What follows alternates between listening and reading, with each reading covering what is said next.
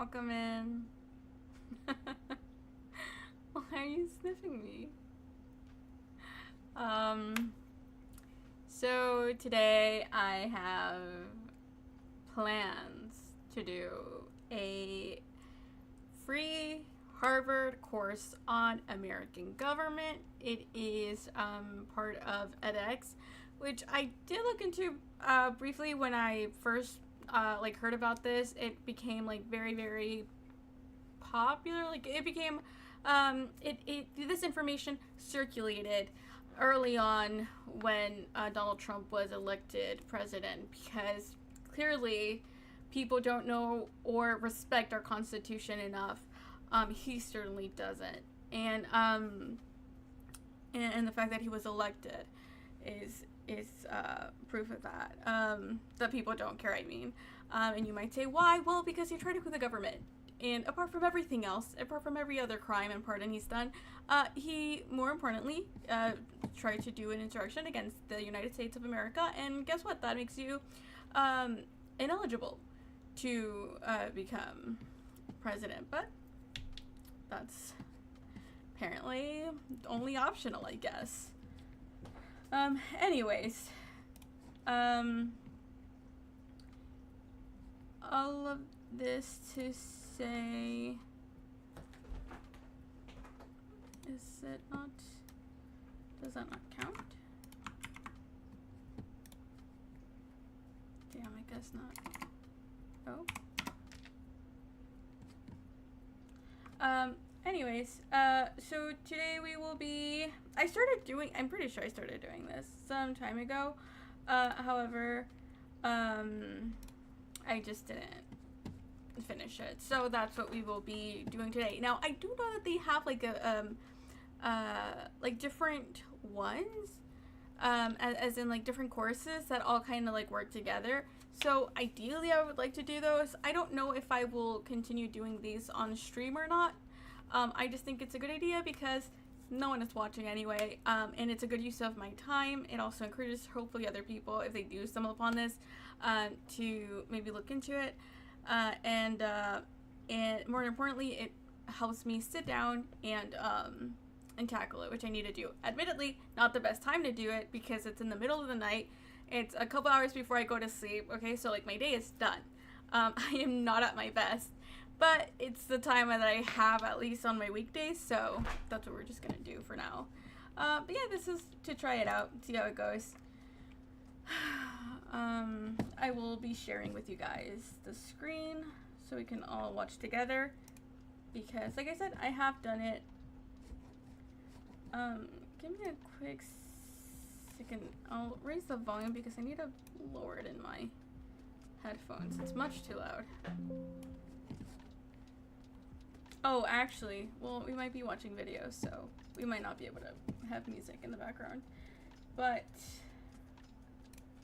I want to go here, I guess. And,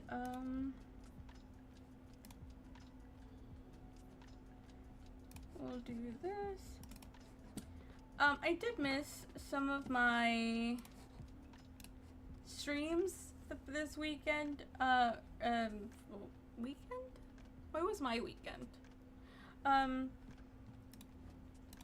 I did a really, really bad job sleeping. And this time around, I am no longer in my 20s. I can't get away with this anymore. And so I felt so bad. I felt so bad. Let me see. Oh, that is too much. Too much. I'm just trying to. It's also too much. Maybe 500? Yeah, it's not a big deal, but just you know. Just cuz. Just to make it a little bit cleaner. And so I will have this. I think that's what we're gonna have it look like. I showered, so my hair will be, you know, doing its thing. Don't mind it. Okay. I guess we'll start course.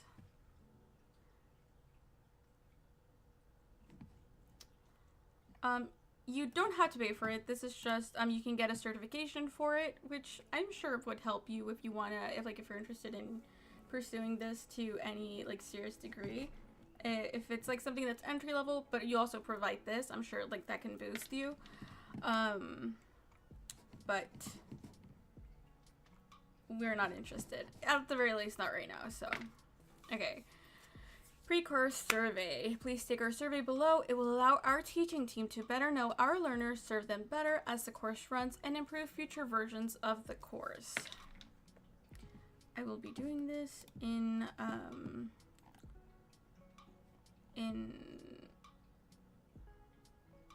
English, obviously.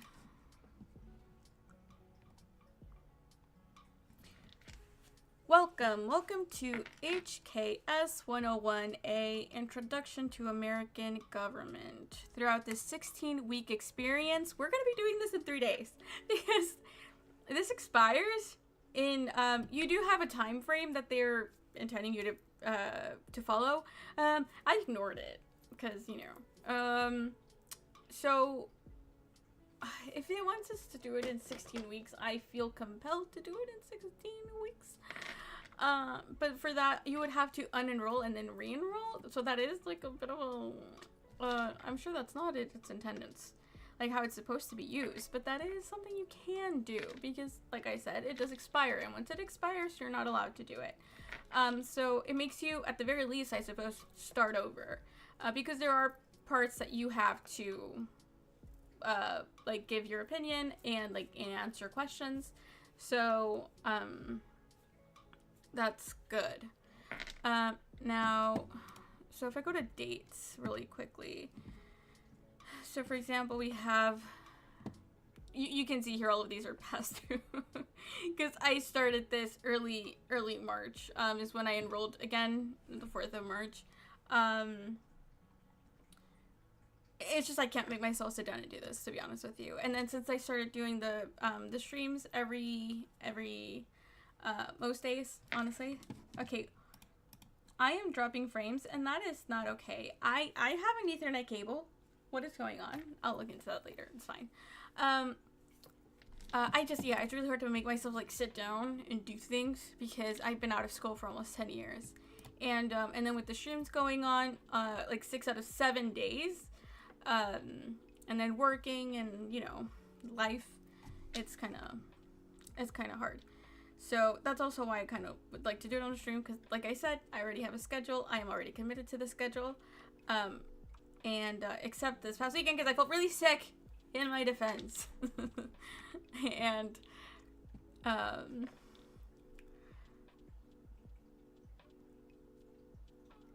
don't know. I don't want to binge it because I don't know how much. Let's do it.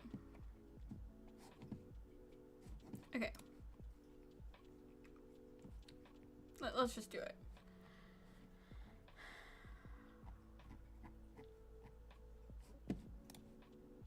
Let's do the survey. How many online courses have you completed in the past? This is my first online course. Where did you find out about this course? YouTube. I'm pretty sure I heard the Hank brothers talk about it. What made you decide to take this course? Select all that apply. Advance my career? I don't know. I feel like you have to have a career for that to be applicable. I want to fulfill a requirement for no.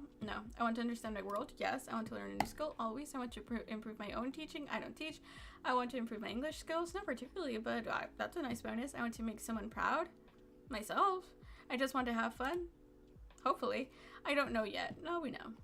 What do you plan to do in this course? Select all that apply. I plan to earn a verified certificate. No, I plan to do it if it was free. I plan to do everything in this course. In this course, yeah, I plan to watch the videos, of course. I plan to do the assignments. I plan to participate in the discussions. Are you teaching or planning to teach others using the materials from this course? No. But as I am employed. Why did you dislike to learn about this topic online rather than in person? Financial? Hello. Thank you for your response, and we hope you enjoy the course. I hope so too. We hope you spend your time and we thank you for your time spent taking this survey. Your response has been recorded. You're welcome. Okay, throughout the 16-week experience, it's going to be 3 days in our case, you'll have the opportunity to learn and interact with many of your peers from around the globe regarding the way the American political system works. We're glad you decided to join us. The edX platform. Please familiarize yourself with the platform. Across the top of the page, you'll see you can access announcements under course. Other materials are available under the syllabus and frequently asked questions tabs. Earning a certificate. We don't really care. Getting started. All course content can be found in course. Today, you'll find 2 units. The first unit, Introduction, includes the course trailer, this welcome message, and a pre-course survey we would like you to complete. We did. The second, Political Culture, is the first content unit. Sorry. Already distracted. Is the first content unit. You can start with the readings and the lecture, and afterwards take the quizzes and dive into the conversation. Going forward, there are 6 units total that you may access at your own pace through January 21st, 2020, course end date. You can see the entire, so I guess this is like when it launched. You can see the entire schedule in a description of each unit in the syllabus. We hope many of you will complete the entire course, but we also invite you to pop in and out for the units you find most interesting. If you have any questions, if you have problems or questions throughout the class, please first consult the FAQs and then post in help discussion thread. Okay, we will pause the music.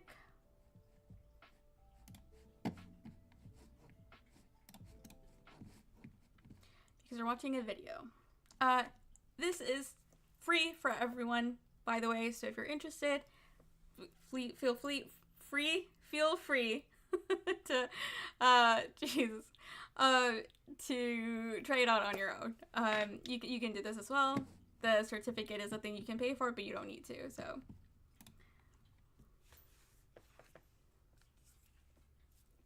I'm on the Village Green in Lexington, Massachusetts. It was here on an April morning more than 2 centuries ago that the American colonists first fought the British, starting their journey to becoming a separate and independent nation. Though it would take another 8 years for the colonies to rid themselves of British rule, the war that started here marked the founding of a new form of government, one based on the consent of the governed. 8 years? Jesus. Sorry. For context, I did not go to... Okay, I was born in the U.S., but I am from Mexican parents, and my parents moved me to Mexico when I was 11 years old. So I did not study besides elementary school in America. in whatever. You know what I mean. So everything will be news to me. Rather than the dictates of a king. We, the people, are the opening words of the U.S. Constitution. The United States in 1775 was sparsely populated. It had a population of less than 3 million people. Communication was painfully slow. It took days for a message to go from Boston to Philadelphia by horseback, and weeks for it to go by ship from Boston to Savannah. The United States today stretches from the Atlantic Ocean to the Pacific. Do you consider 8 years long for a war? Just wait till you have a 100-year war. You know what? I do.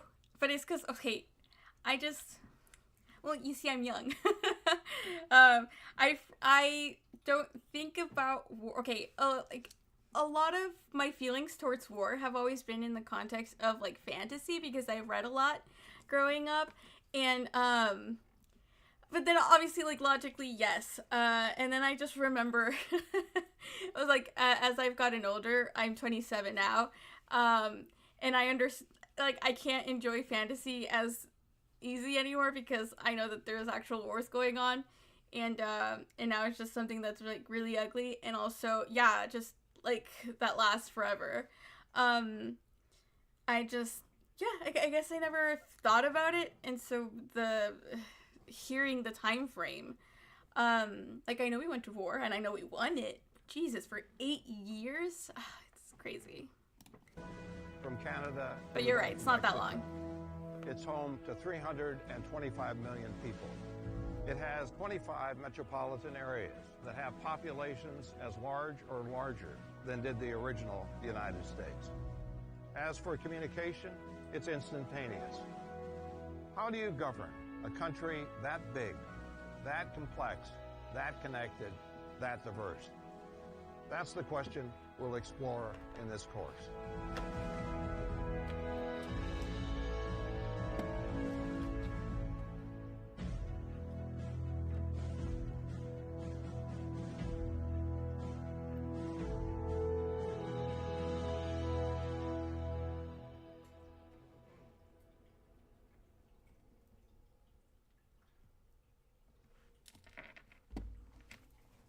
The US is very big, you know. I feel like sometimes people don't appreciate that fact. Or like what the implications of that fact, rather. I mean, World War II lasted for 6 years and World War I for 4. Medieval wars lasted much longer than modern era ones. Yeah, like we got better at killing, eh? We want to get to know you. Please introduce yourself with the following: your name, where you are from, why you're interested in this class, and what you hope to learn. Please include a photo of yourself if you have one. We're not doing that. Use the discussion forum on this page to introduce yourself. Add a post. Discussion. Introduce yourself. Hello. Oh. My name is...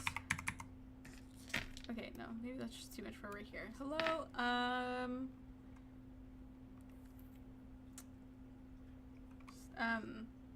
Excited to learn. Let's be a little bit basic. But safe. Okay.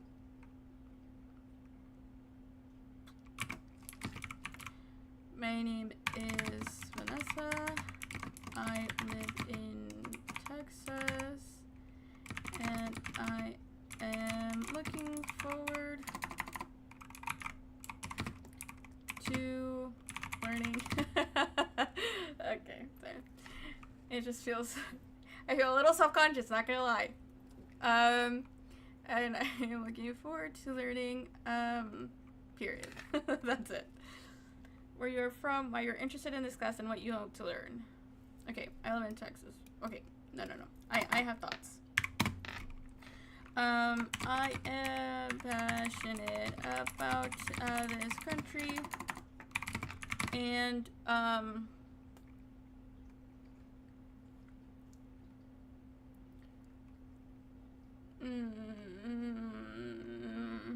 and as a child of immigrants, have had to learn how to make it feel like home. So I'm excited to I'm excited to learn how my home was built. A little cheesy, but also true. Thanks for the opportunity. Okay, thanks to Harvard and edX. Is the E mayúscula? I don't know. For sharing. I don't know why I don't just look. For sharing the knowledge. We don't want to follow. I don't want anyone to respond to me. Please don't post. But we do want to engage. You know, we want to participate. Yeah. Okay. Keep going. Introduction. In the words of journalist Theodore H. White, the United States was born of an idea. The American Revolution stemmed from the vision of a different form of government, one based on the consent of the governed rather than the dictates of a king. That founding vision, with its emphasis on liberty, equality, individualism, and self-government, became the foundation of the American political culture. Life, liberty, and the pursuit of happiness. We fought for these. Okay, no, I'm not going to start singing Hamilton. This session will explore the origins of the nation's political culture, its embraced by each succeeding generation of Americans, and its continuing influence on the nation's politics and policies. U.S. welfare and education policy will be used to illustrate that influence. The session also highlights the nature of politics, the process through which society settles its conflicts over scarce resources and conflicting values. And there we have our first definition. Should we take notes? I feel like I should take notes. Let me see. What's the... what do people use for notes? How do people take notes?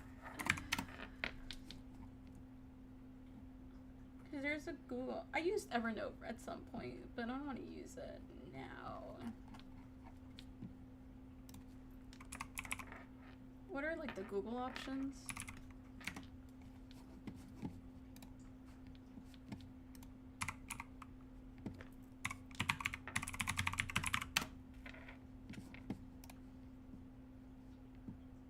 Okay, I don't like any of those. The Office ones. OneNote, that's the one. Okay, I need to sign in.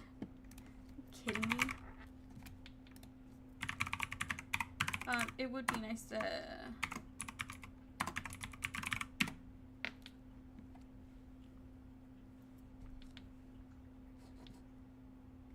It's signing in, guys. I'll load it up and I'll put it on screen as well so we can...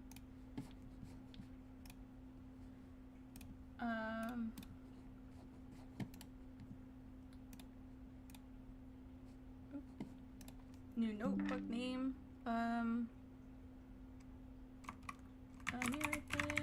government. Government, that's how you spell it. Mint, edX course.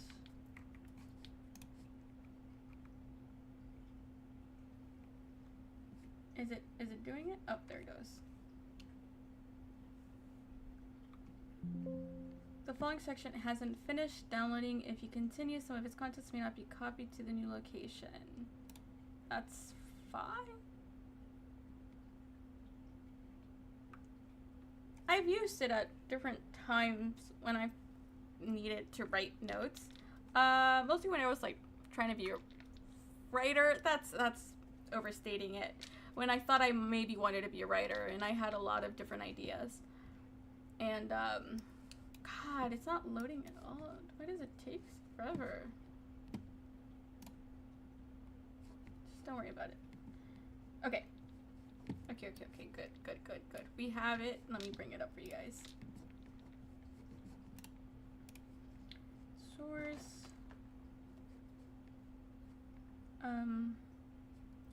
Window capture, and this is going to be OneNote.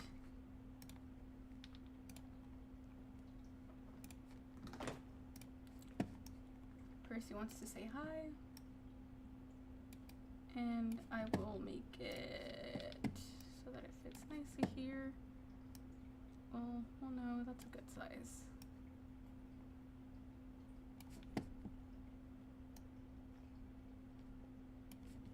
Percy, no buddy, he's not allowed on the desk. Because we craft here, and he eats the crafts. Okay. And this is really, really nice because I get to just copy paste. Lovely. Okay. And this is, well, it doesn't matter. Okay. Ready, guys. Readings. In this sixth lecture course, we will examine the constitutional foundations of the American political system, including limits on political power, the separation of power between branches of government and between the nation and the states, provisions for self-government, and the rights of individuals and groups. To deepen your understanding of the lecture topics, it is strongly recommended but not required that you obtain an introductory American government text to augment the lectures. We do not have that, and I don't know if we're gonna get it, especially because I'm gonna do this in 3 days. Okay, one such text is that of Thomas Patterson, the Harvard professor who teaches this course. His text is We the People, which is now in its 13th edition. Pages from his text are listed in the readings for each session. You can use another text if you prefer, in which case you should read the pages associated with the lecture's topic. Political culture. This session will explore the origins of the nation's political culture, its embrace by each succeeding generation of Americans, and its continuing influence on the nation's politics and policies. U.S. welfare and education policy will be used to illustrate that influence. The session also highlights the nature of politics, the process through which society settles its conflicts over scarce resources and conflicting values. We had already read that paragraph before. Essential reading. George Gow, How Do Americans Stand Out from the Rest of the World? Pew Research Center, March 12th, 2015. Okay, so we will be reading that together, guys, so get cozy. Accept only necessary cookies. And this is indeed from pewresearch.org. How Do Americans Stand Out from the Rest of the World? By George Gow, March 12th, 2015. Please, I do not know how to take notes, okay? Like I said, I went to school 10 years ago, and it was like a small Mexican school, okay? So, please. Feel free to help. Do not feel free to criticize. The differerences between America and other nations have long been a subject of fascination and study for social scientists, dating back to Alexis de Tocqueville, the early 19th century French political thinker who described the United States as exceptional. Nearly 200 years later, Americans' emphasis on individualism and work ethic stands out in surveys of people around the world. When Pew Research Center surveyed people in 44 countries last spring, this was in 2015. That was a different time. 57% of Americans disagreed with the statement, success in life is pretty much determined by forces outside our control, a higher percentage than most other nations and far above the global median of 38%. Americans stand out on individualism. Percent who disagree that success in life is pretty much determined by forces outside our control. We can see the U.S. is leading at 57%, meaning we, more than any other country, believe it is up to, well, that you can get far in life. And this is still pretty true. We believe in meritocracy. The belief that you can, like, advance in life through merit alone. The UK makes sense. They're close by with 55%. Indonesia, 38%. Germany, 31%. India, 27%. Who's last place? Inequality seen as a major challenge. Is this not quite it? Okay. Okay, that's very interesting, but not what we're doing right now. Percent who say it is very important, 10 on a 0 to 10 scale, to work hard to get ahead in life. U.S. naturally lead. We're not leading. There's two other countries here, no? But we're at 73%. But I guess other countries comparable to the U.S. in like GDP and things like that, I'm sure. The U.K. is at 60%. Germany, 49%. That's so interesting. India, 38%. Indonesia, 20%. Yeah. True to the stereotype, surveys showed that Americans are more likely to believe that hard work pays off. When asked on a scale of 0 to 10 about how important working hard is to getting ahead in life, 73% of Americans said it was 10 or very important, compared with a global median of 50% among the 44 nations. Jesus. Americans also stand out for their religiosity and optimism, especially when compared with other relatively wealthy countries. Wealthier nations tend to be less religious, but U.S. a prominent exception. And that's going great for us. Percentage saying religion plays a very important role in their lives.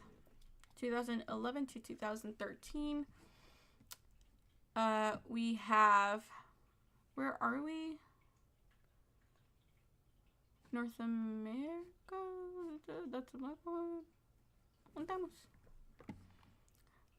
Am I blind? I don't see us. Oh, Jesus, we're over here. Why are we just like on our own little thing over here? Why is everyone on the line?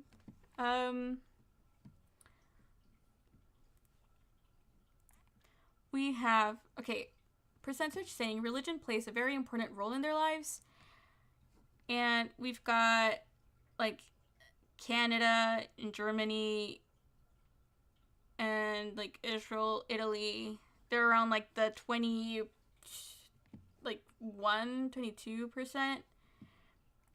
You have Japan. China's basically zero. Japan is also very, very down there. South Korea is on the 20%. Britain, Australia also around 20%. No worry, my beliefs hold about 0.0001% of population here. Where are you from?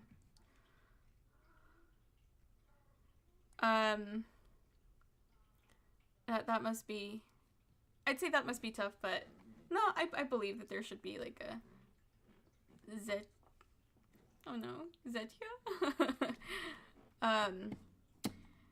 You guys are not a very religious bunch. Are you on, yeah, no, you're down there.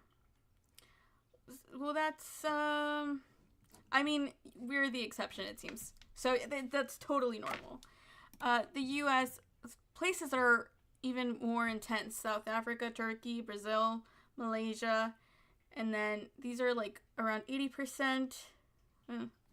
Mexico is 43? Call it there, 45? No, it's less than that. That's very interesting. Mexico, that seems about right, actually. I feel like you could go like 50-50 on whether they're religious or not. And especially, well, this is 2011, 2013. I feel like they probably even go lower now. No, not Chenya. That's in Russia.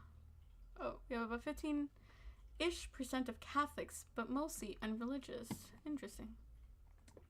15% of Catholics. Do you have any other religions?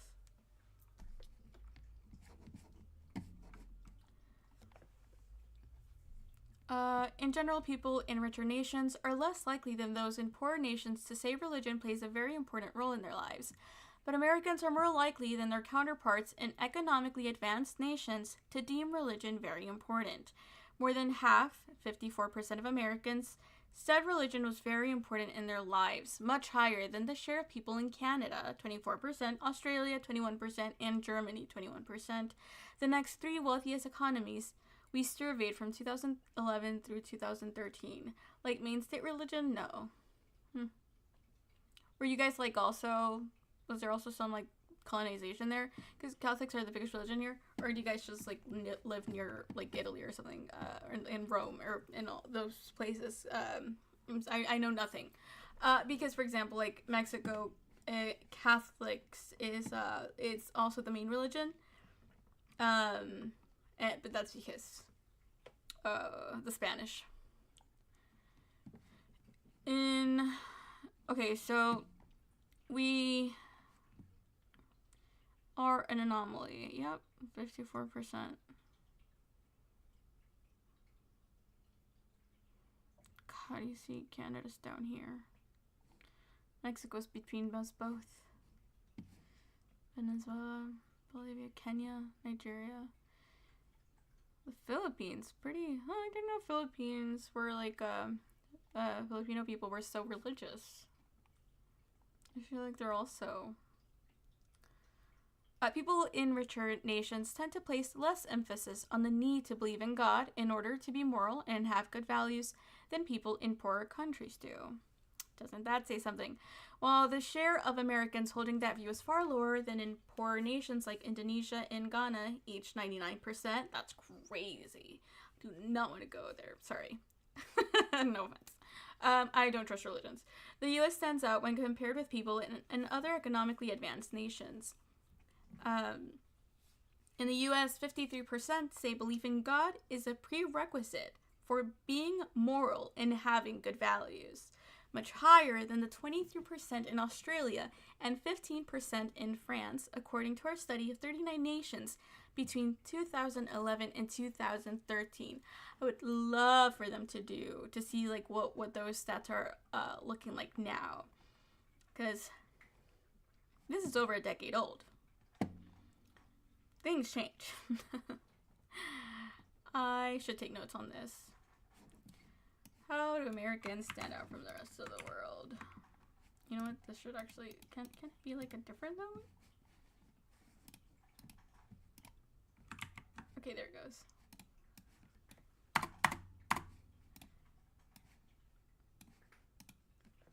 And I like that it has a link to it. That'll be helpful. Basically, I will just write here. How do you... Nope. Okay, here we go. Okay, so we stand out on individualism.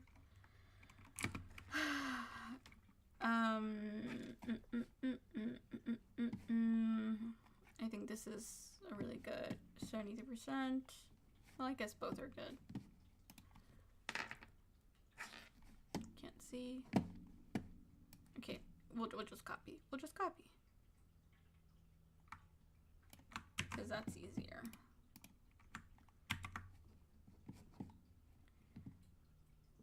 And then 70% of us very here. And it's okay to copy because we already read it. And it's just useful to also be able to just read the entire thing, because I do not trust my memory, nor should it be trusted.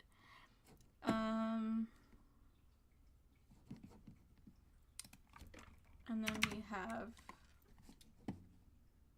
God, what was it? This. No, how do I not make it that?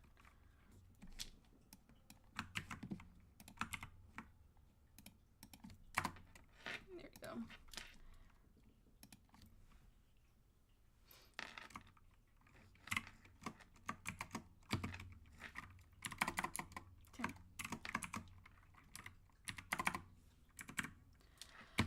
U.S.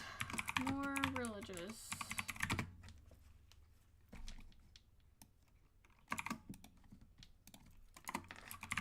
Than other. Okay, I'm like nations.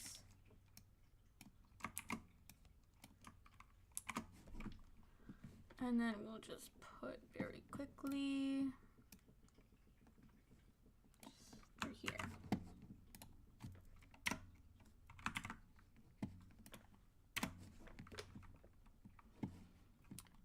Okay.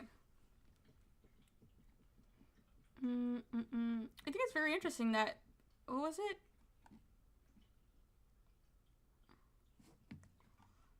I lost it. 53% say belief in God is a prerequisite for being moral and having good values. Like, that's crazy. We accepted Constantine and Methodists back in 8th century, which we consider as the fathers of Slavic Christianity. And before that, we were pagans, believing in Nordic-like gods. And yes, I spell Constantine with K because it was in that time frame when Latin language started differentiate between C and K. I see.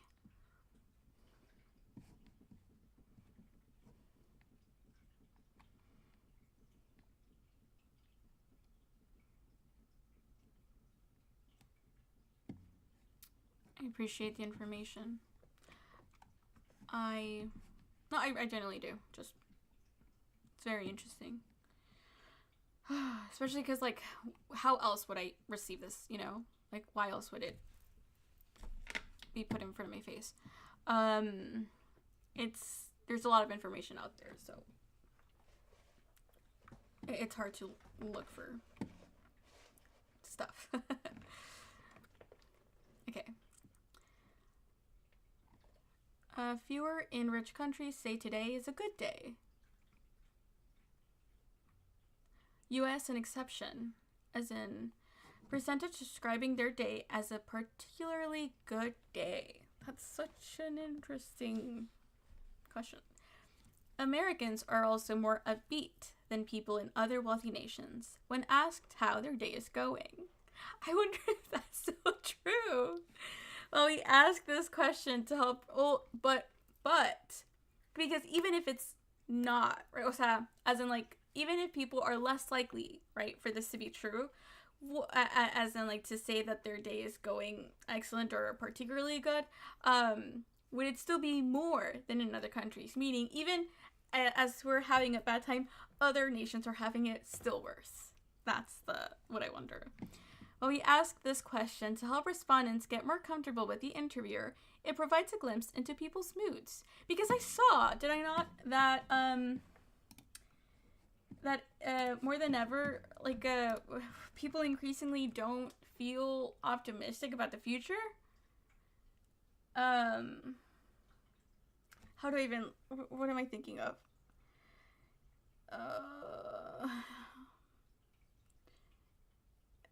Let's see. I think it's like Gen Z. Trust in future. It's something like hope for future. Something like that. Let's see.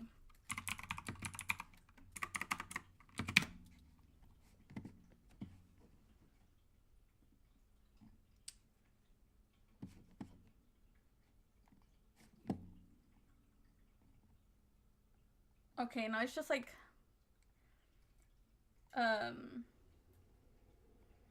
it's just a bunch of people saying that Gen Z is like why we should have a lot of hope in Gen Z. Okay, whatever. I'll look for it this was later. Sorry, I slipped. I speak some Spanglish, so I don't believe one has to be religious to be moral. I don't believe in God in particular. He can exist. I don't deny that. But I don't think motivation in fearing the retaliation of God figure is something that would make you into a good person. I try to be a good person so I can lay in bed without regrets. And if God exists, I think he would appreciate that. I agree. No, I definitely agree. I think for the simple fact that we can, God, I think for laws to have been created, right? Like humanity and behavior is like so much more complex than any rule that a Bible or religion can give you. And laws at the end of the day are kind of like the epitome of morality, right? That's the easiest way, as in like generally we can all for the most part agree that if something is illegal, it is likely because it is immoral. And so if we are able to like it would just be insufficient is what I'm saying. It is my belief. Like it needs it requires a lot more thought, a lot more human intuition, and just a lot more study than just like any religion can give you. Bible is, in my opinion, a collection of laws and anecdotes, how to be a good person, not a literal guidebook. I've never read the Bible. I don't plan to. I've read some parts of it. I grew up Christian, and I chose to be Christian as a young adult, and then I decided, you know what, I'm not convinced. I tried, and then I became an atheist. It's not really a collection. I disagree. If you look at, it's more like general rules rather than laws. Like when we literally talk about the law, but anecdotes, that's fine. I mean, yeah, I obviously agree with that. Yeah.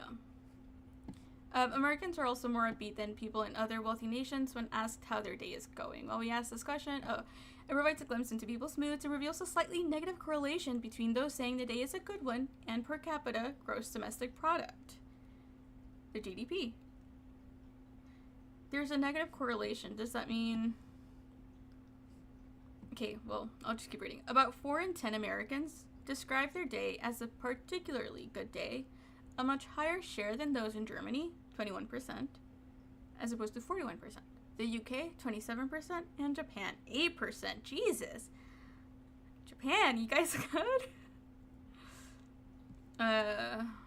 For more details on the role of religion in people's lives by country, see our full top line 2011, 2013 findies. We're good. That's very, very interesting. We are more upbeat. Who would have thought? No, I think that is like a, I feel like I have heard that. I'll just, well, I just need this.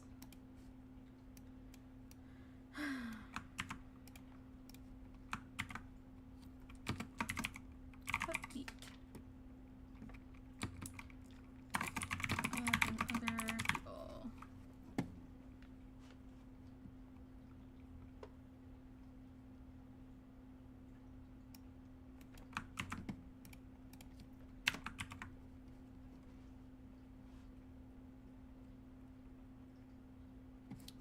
Well, what if we're just being polite? Well, I guess they're saying it's a particularly good day, and they're not just saying, it's like, okay, whatever. Okay, so that was our first reading, and then What It Takes to Be Truly One of Us, Pew Research Center. In US, Canada, Europe, Australia, and Japan, publics say language matters more to national identity than birthplace. By Bruce Stokes, February 1st, 2017. Okay. Oh, Percy! No, vámonos. Ándale.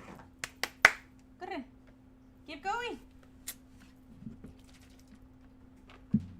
He gets me distracted, and he takes advantage of the fact that I'm not paying attention. Sorry. Well, laws are just a form of cultural taboos that certain groups have. Oh, that's a simplification, but sure. Okay, fair. Calling it law was over the edge. Yeah, I think laws are pretty complicated. I guess it can also vary, because mostly I'm thinking criminal law, but there's a spectrum. Okay.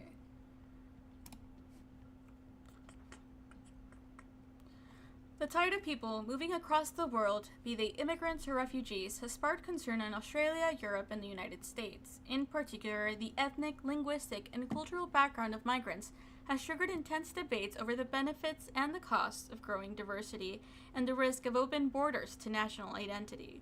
Unease over the cultural, economic, and security ramifications of immigration helped to fuel the Brexit vote in the United Kingdom, encouraged the idea of a wall along the US-Mexican border, and brought in support for right-wing populist parties in France, Germany, and the Netherlands.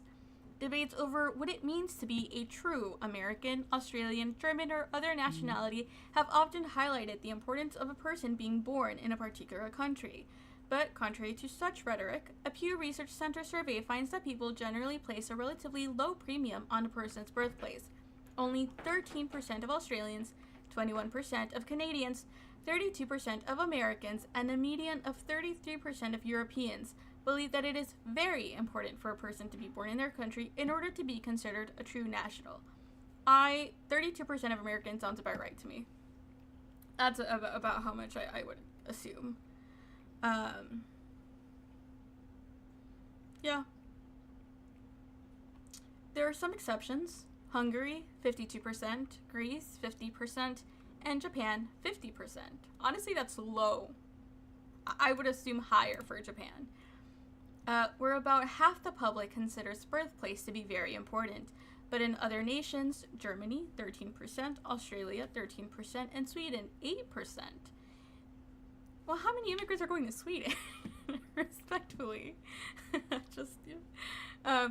Very few people make a strong connection between... I don't know anything about Sweden or their immigration. I'm just like... It's just not really a place I hear about. Very few people make a strong connection between the locale of one's birth and national identity. These are the findings from a cross-national poll by Pew Research Center, conducted in 14 countries among 14,514 respondents from April 4th to May 29th, 2016. 25 days. Okay. While many in the country surveyed are open to those born elsewhere being part of the nation, acceptance comes with certain requisites. Majorities in every country surveyed say it is very important to speak the dominant language to be considered truly a national of that land. This includes a median of 77% in Europe and majorities in Japan, 70%, the US, 70%, Australia, 69%, and Canada, 59%. Isn't that so interesting? But I agree. I think it's very, very important. Growing up bilingual, and a lover of books, language is very important to me, and I 1000% understand why anyone would feel that way. Where it's like, it's so much harder to build a connection and to feel any amount of unity with someone that you can't understand or can't understand you. So, I completely agree. Wide agreement that language is at the core of national identity. Being able to speak our national language, Canada, 59%. Oh, sorry. So it's blank is very important for being truly survey country nationality. So, for example, being able to speak our national language is very important for being truly American. So Canada says 59%, Australia 69%, Japan 70%, US 70%. Europe median 77%. That's pretty intense. I wonder who would have it lower than that, or I guess there's just general agreement. Sharing national customs and traditions. Like what? Japan 43%, US 45%, Australia 50%, Canada 54%.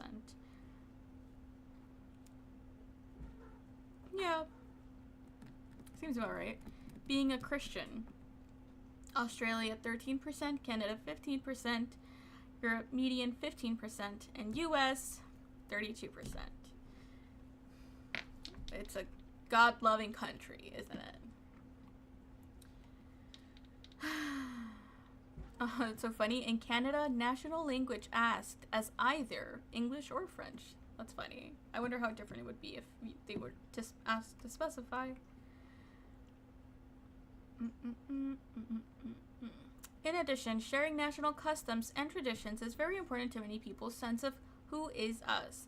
Just over half the public in Canada, 54%, and roughly half the public across Australia, 50%, and Europe, a median of 48%, links adoption of local culture to national identity. Somewhat fewer than half of Americans, 45%, and Japanese, 43%, make that connection. Even then, I think that's still like a little bit high for Americans, just because what are our customs and traditions? Like 4th of July? Barbecues? I don't know.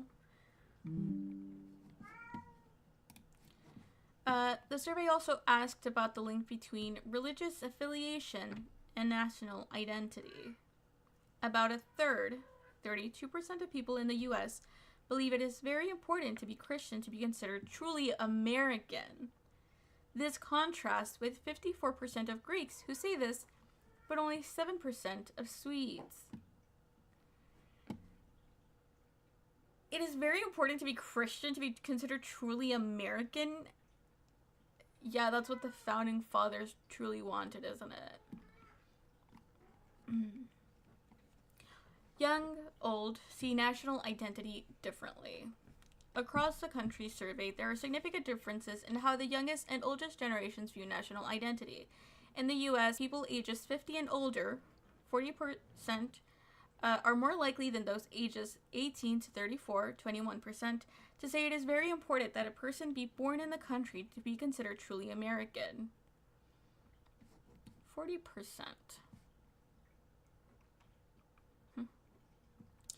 In Japan, the generational divide is even more pronounced. Older Japanese are more likely than their younger counterparts to link national identity to birthplace by a 59% to 29% margin. That is a crazy margin. Generational differences, though generally more modest, are also evident in Australia and Canada, 15 percentage points each, and across most European countries surveyed. The generations differ even more sharply over the importance of national customs and traditions. In the US, people ages 50 and older, 55%, are far more likely than those ages 18 to 34, 28%, to say sharing such cultural elements is very important to being truly American.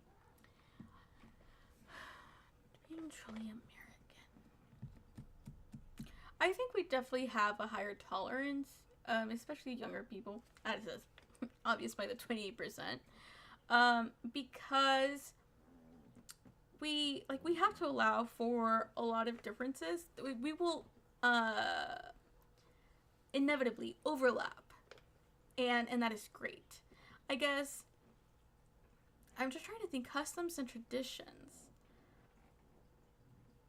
but it just feels like such a vague idea because I'm sure it even like varies from city to city is what I'm thinking. So it's kind of I don't even know what they mean by that. But 55% are of 50 and older are very determined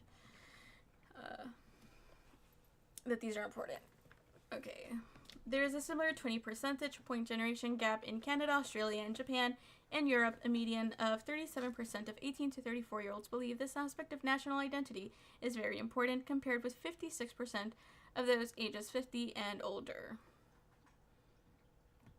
Do we think that in 20 years, this will remain?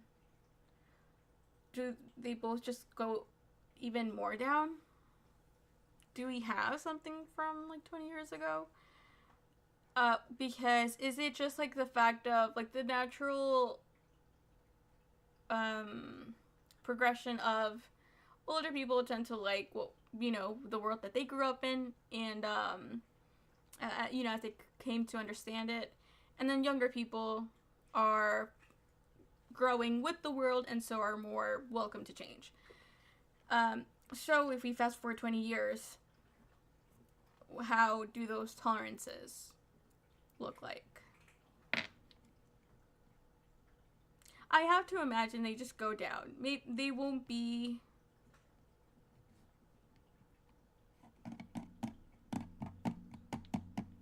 I don't know. Well, yeah, no, I do think that. Partisan views on national identity in the US, Australia, Canada, Europe. In many countries, the debate over national identity is a partisan one. I'm sure. In the US, more than 8 in 10 Republicans, 83%, say language proficiency is a very important requisite for being truly American. Do they care about literacy? Because in that case, probably like half of them wouldn't be very American. Fewer of... Yeah, it's true. Fewer independents, 67%, share that strong belief, and even fewer Democrats, 61%, agree. Language proficiency is a very important requisite. I don't know. Among Republicans, 60% say that for a person to be considered a true American, it is very important that he or she share U.S. culture. Only 40% of independents and 38% of Democrats agree that this is very important to being truly American. I don't think that should be a bad thing. 1000% you should be participating in the culture that you are a part of. And of course, this just like here's the thing, right? The U.S. has proved that one culture does not cancel out the other. And everyone should be everyone should be okay with saying that U.S. culture does mean anything and everything, because it does, and that's a good thing. That's a unique thing. It's what makes us special. No, but unironically though, it does, because there is space for everyone, and that's why. Well, whatever. I won't get into a pro-America spiel. Only 40% of independents and 38% of Democrats agree that it is very important to being truly American. I disagree with that. Like, you have to share. Of course, you also need time. But I believe in assimilation. A clear partisan split in the U.S. also exists on the importance of being Christian. You lost me. That's not true. You never had me. More than 4 in 10 Republicans. Honestly, that's not that bad. 43%. That's because other 6 recognize that would be hypocrisy. So it is. I can't help myself. Say it is a very important part of being an American. Okay, I'll just read that again because I keep interjecting. A clear partisan split in the U.S. also exists on the importance of being Christian. More than 4 in 10 Republicans, 43%, say it is a very important part of being an American. Fewer Democrats, 29%, and independents, 26%, share this view. Yeah, checks out.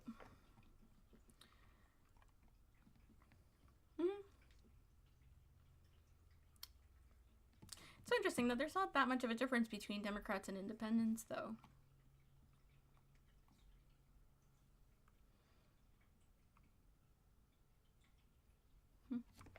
Notably, there's not much partisan difference about the link between the land of one's birth and U.S. national identity. Roughly, a third of Republicans, 35%, and Democrats, 32%, say being born in the U.S. is very important. That is very notable. Slightly fewer dependents hold that view.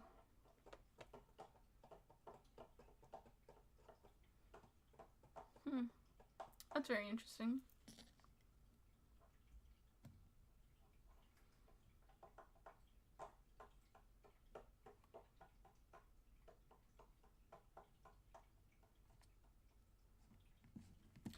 Views of what constitutes national identity also divide publics along party lines in some European countries.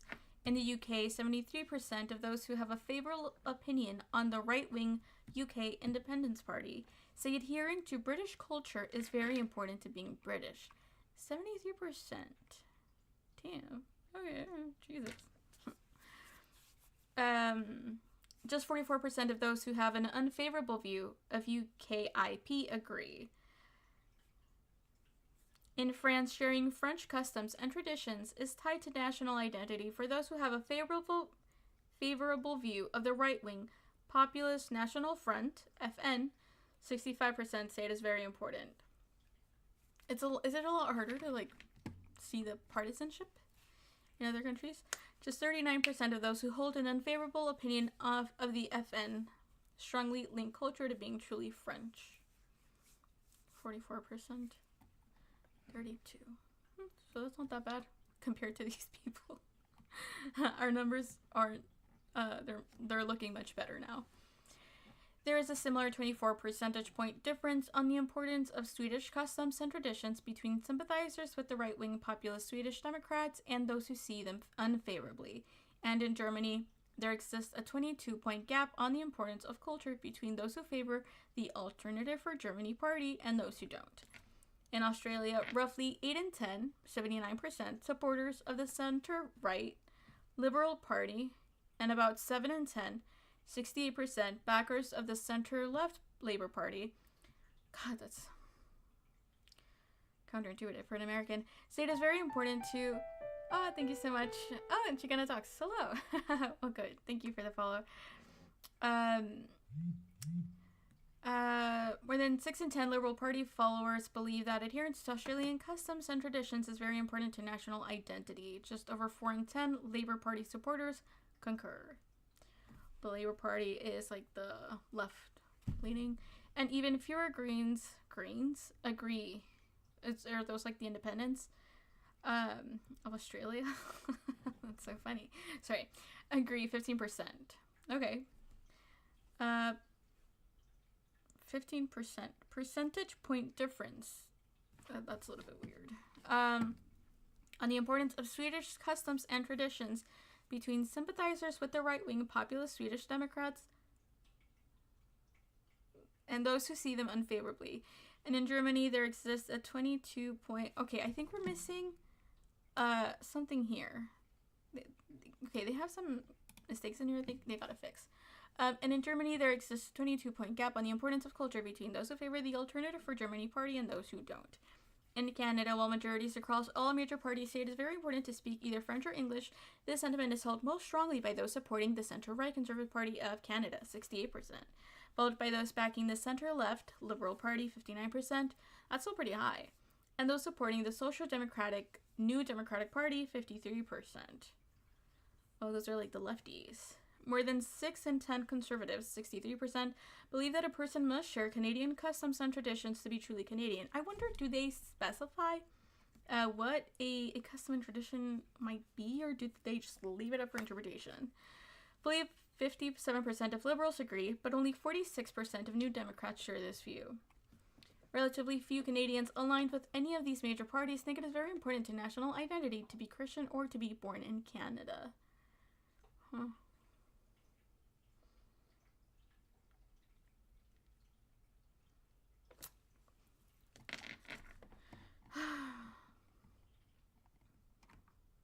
So in some ways, I mean, this just proves even or at least when this came out, our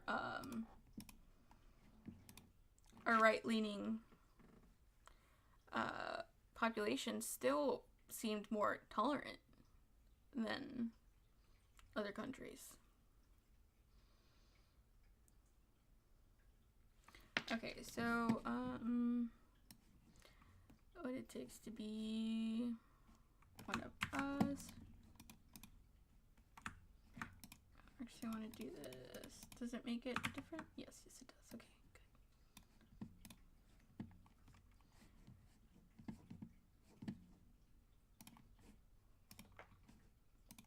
Okay, good. From I, Bruce Stokes. I will just put some key. Wrong one. I'm learning how to use this for points. So I want to see the percentages again.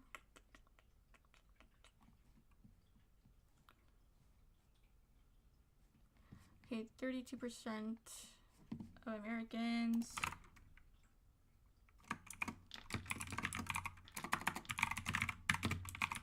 I believe it is very important.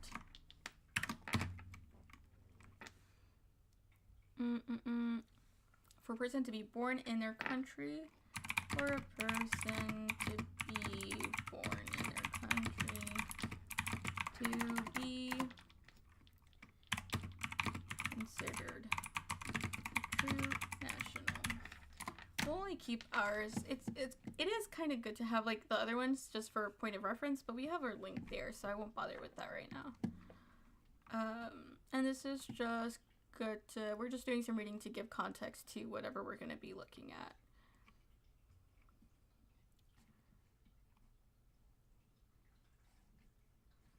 Okay, we'll just really quickly copy this though.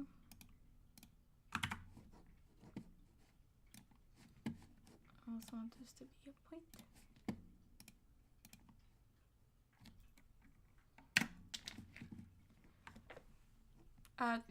What else was it? Right? This is kind of crazy. 32% of Americans believe you have to be, it is very important to be Christian to be considered an American. That's just a crazy opinion to have. To say if you're not my same religion in America, bro, whatever. I'm not gonna bother. Okay. I do want to do some of the partisanship. I'm trying not to rant too much because it's hard.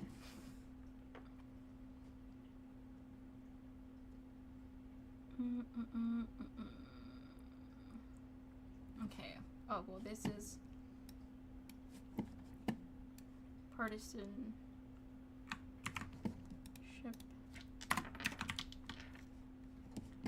And then we do points again.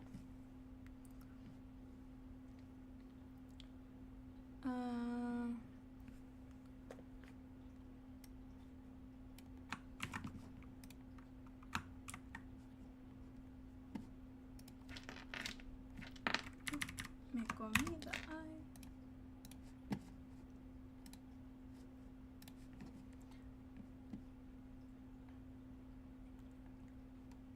And then I'll just write really quickly our Democrats. It's 61%.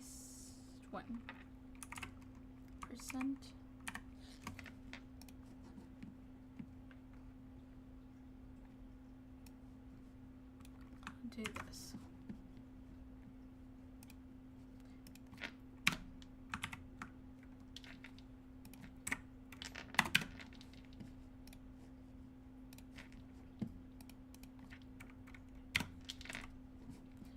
And this is very interesting that there is not much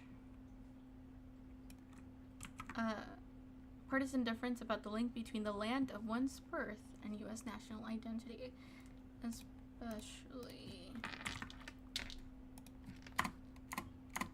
Okay. And those are the same links, so I will clean that up. Okay. And so now we did that reading, and we can almost continue. Okay, so that's the essential reading, and now we're doing the text reading. Thomas E. Patterson, We the People, 13th edition, page 7 to 23. Oh, it's a link to do this. Okay. Do we think we can find this on Libby? Instantly available. Thoughts? Can I, like, hide this? Oh, I can make it smaller. I guess, well, just so I can make this a little bit bigger.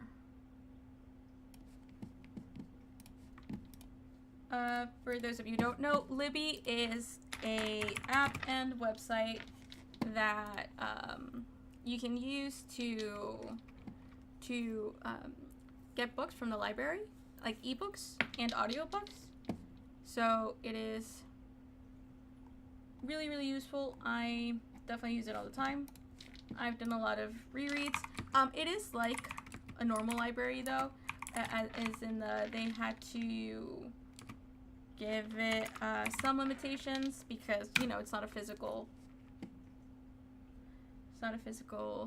book, unfortunately. I don't even think they have it. What? Oh, I did put 13th edition. It is by Thomas E. Patterson. Thomas E. Patterson.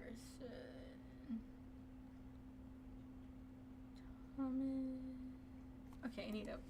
There's a lot of books called We the People. Okay, what do you mean you don't have it? How does that make sense? Is it because it is $90 on Amazon? Why is it so expensive, by the way? It was, right? Yeah, 90 bucks. No, bro, calm down.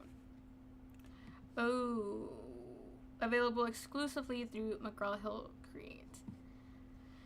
So because it's like a textbook, it seems they're not gonna have it at the library. Does that make any sense? I don't know. I clearly did not go to college, so. Anyways, so that's annoying. That is annoying. Or some other text. Read the pages on political culture. Like what other text?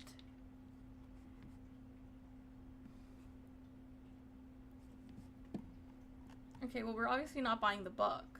So I guess we're just gonna have to keep going. That's annoying. It's very unfortunate. Nice, and a new video. Okay.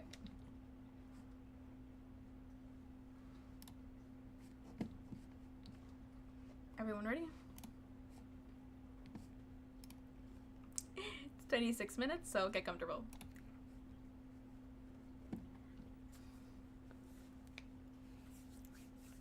In the words of historian Louis Hartz, the United States was born free. Its liberation from British rule began where I'm standing. on the village green in Lexington, Massachusetts. It was here on a spring morning in 1775 that American colonists first fought the British. Paul Revere had ridden through the night to warn local militia that the British were marching their way. The militiamen were farmers, merchants, and craftsmen. They numbered less than 100. The British force was 10 times larger, and they were regular soldiers, part of the world's finest army. It was no contest. The firing stopped within moments. 8 Americans lay dead. The only British casualty was a lightly wounded soldier. But the battle came to be known as the shot heard round the world. Democracy had found its champion, a people who were willing to fight to free themselves of a king. From here, the British force marched on Concord, 7 miles to the west. There they faced off against a larger group of local militia. This time, men on both sides fell. As the British marched the 20 miles back to Boston, they were fired upon by Americans positioned in the woods. More than 1,000 Americans, one of them 80 years of age, had grabbed their muskets and joined the fight. The British were trained to fight in the open field, not against men protected by rocks and trees. Soon the British were in full retreat. When they finally reached Boston, they had lost nearly 100 men, double that of the Americans. On that April day, more than 2 centuries ago, Americans fought for a different form of government. In April? It's coming up. One where the people would govern themselves. That vision was idealized a year later in the words of the Declaration of Independence. We hold these truths to be self-evident, that all men are created equal, that they are endowed by their Creator with certain unalienable rights, that among these are life, liberty, and the pursuit of happiness.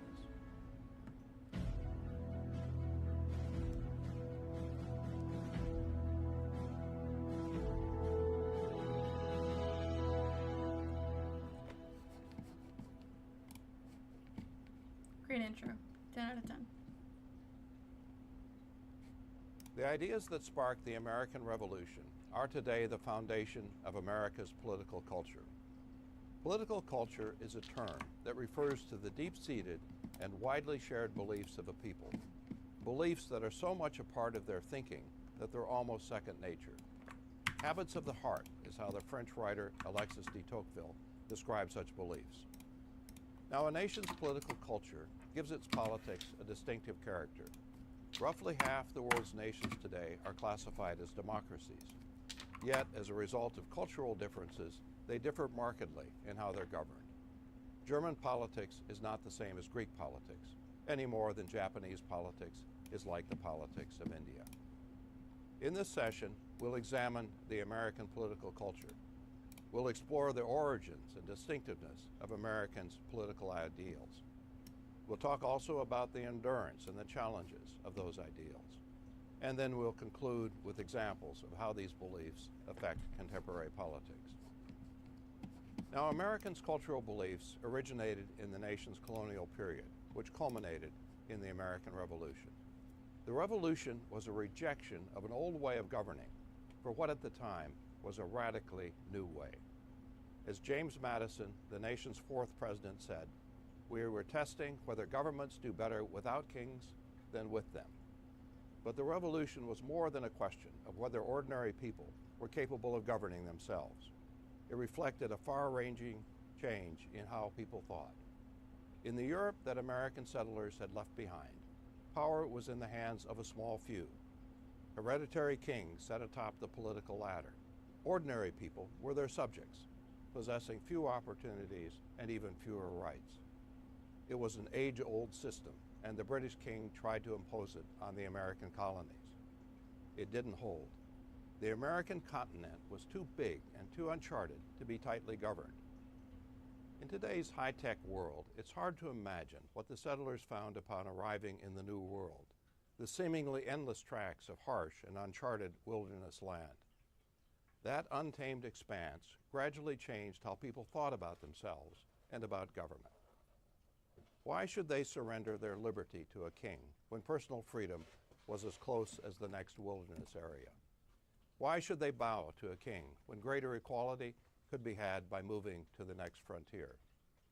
Why should they work in the fields of a king?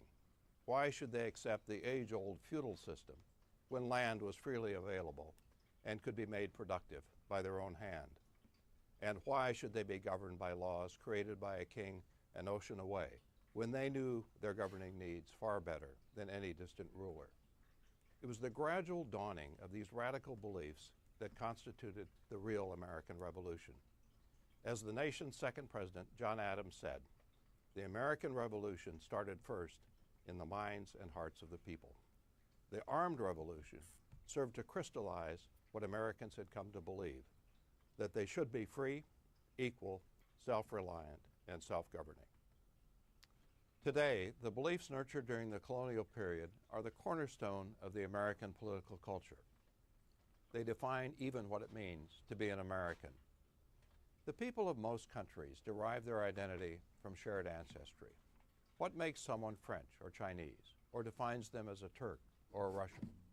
It's common ancestry. They share land and a bloodline that goes back centuries. The French have a nation that's more than 1,000 years old. The Chinese have one that's even older. It dates back more than 4,000 years. Americans are different. They don't have a common bloodline. They come from every corner of the globe: England, Mexico, Ireland, India, Vietnam, Africa, Germany, you name it. I was at a concert recently and struck up a conversation with the American next to me. As it turned out, he was born in Chad, a country in Central Africa. So what, in the absence of shared ancestry, is Americans' common bond? What do they share besides the fact they live in the same country? Writing in the late 19th century, the British historian James Bryce said that Americans' identity stems from the ideals that emerged during the colonial period. Bryce was struck by the fact that wherever he traveled in the U.S., people voiced the nation's founding ideals. At the time, the nation was still expanding westward, a frontier experience that further ingrained the beliefs that had sparked the revolution. Even today, these ideals... Okay, give me a second. I'm taking notes. And he's talking faster than I can take. American identity stems from... Okay. Liberty, equality, individualism, self-government are central to Americans' identity. Collectively, they've been called the American Creed. They have been imprinted in Americans' minds by rituals such as 4th of July celebrations and the reciting of the Pledge of Allegiance by Americans' children at the start of each school day. Sorry. I want to immediately just say life, liberty, and the pursuit of happiness, but it's a little bit more than that. Or that just said differently. Liberty, equality, individualism, and self-government.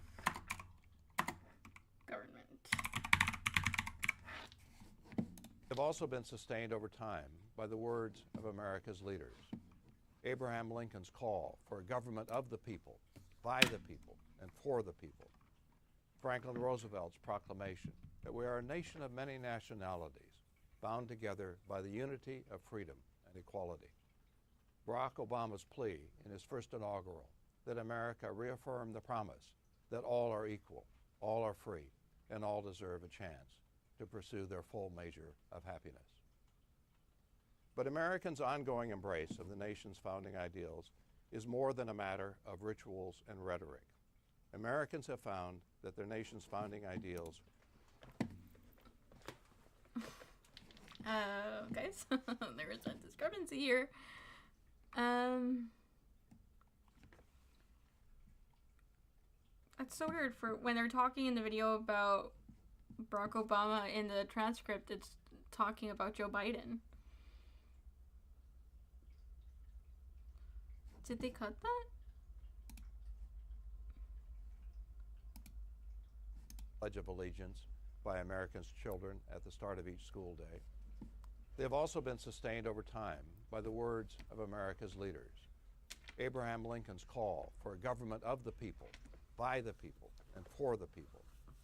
Franklin Roosevelt's proclamation that we are a nation of many nationalities, bound together by the unity of freedom and equality. Barack Obama's plea in his first inaugural that America reaffirm the promise that all are equal. Yeah, for some reason it's different. In the transcript it says, Joe Biden's claim in his inaugural address that unity is the path forward. All are free and all deserve a chance to pursue their full measure of happiness. But Americans' ongoing embrace of the nation's founding ideals is more than a matter of rituals and rhetoric. Americans have found that their nation's founding ideals are worth keeping. To be free of repressive government, to be the equal of others, to be economically independent, to have a say in your own government. Those are abiding principles. Now, high ideals don't come with a guarantee that people will live up to them. The clearest proof of that in the American case is slavery. For 250 years, black Americans could be bought and sold, subject to the dictates of their masters.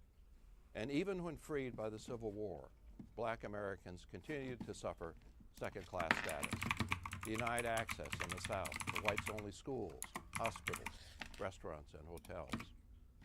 Unequal treatment was also the fate of Native Americans and of women. Asians, too. For a long period, America made it clear that Asians were not wanted here. Chinese and Japanese laborers had been brought here to do the work of laying the tracks for the Western Railroad. Once the work was done, they were pressured to leave. Many did. Later, they were barred from entry. Through the Immigration Act of 1924, Congress imposed a complete ban on Asian immigration. Not just Chinese and Japanese, but Koreans, Indians, and other Asians as well. Racism was behind these policies. You don't say. But America's leaders found it more convenient to say that the Asian way of life didn't conform to the American way. In justifying the 1924 ban, President Calvin Coolidge said that those who did not want to be partakers of the American spirit ought not to settle in America. Echoes of Coolidge's words have been heard in recent years in response to the threat posed by terrorist groups like Al-Qaeda and ISIS. During the 2016 presidential campaign, after a mass killing in San Bernardino, California, Republican candidate Donald Trump was quoted as saying that there should be a total and complete shutdown of Muslims entering the United States. Such examples might suggest that America's cultural ideals are devoid of meaning, high-sounding words but little else. And that's sometimes been true. Cultural values are not commandments. They are principles that people can live up to or ignore. Americans' cultural beliefs are particularly challenging. They are rooted in high ideals. Liberty, for instance, is not license. It's not freedom to do whatever you please. It's rooted in free choice, but it entails responsibility. Freedom up to the point where it infringes on the freedom of others. Americans' cultural beliefs also conflict. Self-government, for example, implies the right of the majority to rule, whereas liberty implies that individuals have rights beyond the reach of the majority. When majority rule and minority rights come into conflict... Sorry, let me go over that again.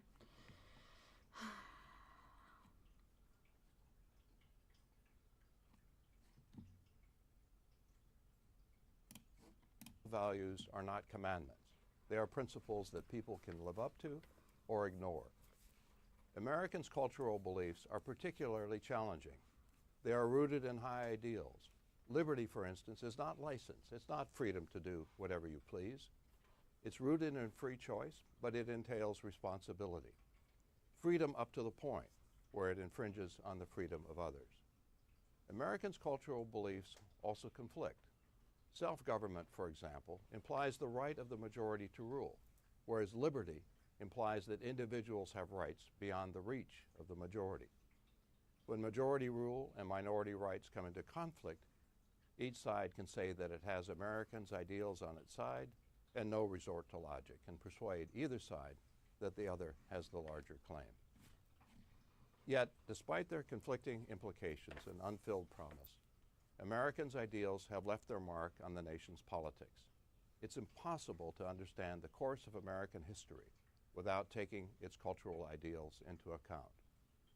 It's true, for example, that racial, gender, ethnic, and other forms of discrimination constitute the darkest chapter in the nation's history. Yet it's also true that the struggle of Americans across the generations to build a more equal society is one of the nation's brightest chapters. How, other than a commitment to equality, can we explain the frequent political movements that have sought to make America a more equal place? There have been scores of such movements, including the abolitionist movement, the suffragist movement, the women's rights movement, and the contemporary gay rights movement. Particularly noteworthy is the Black civil rights movement of the 1950s and 1960s. America's mistreatment of blacks came into sharp focus with the end of World War II. Black soldiers had fought bravely to defeat Nazi racism in Europe, only to return home to racism.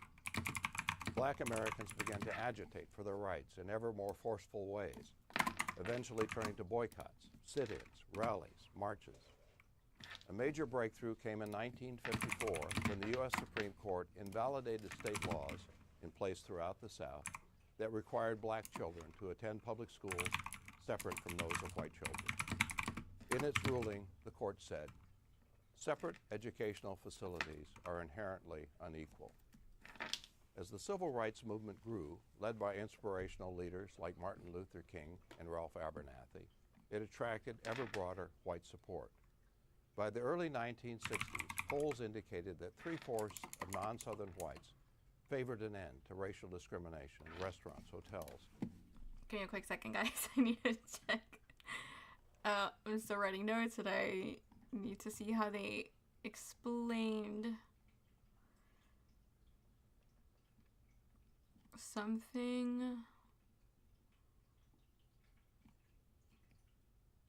Okay, when majority of rule and minority rights come into conflict, each side can say that it, okay. And sometimes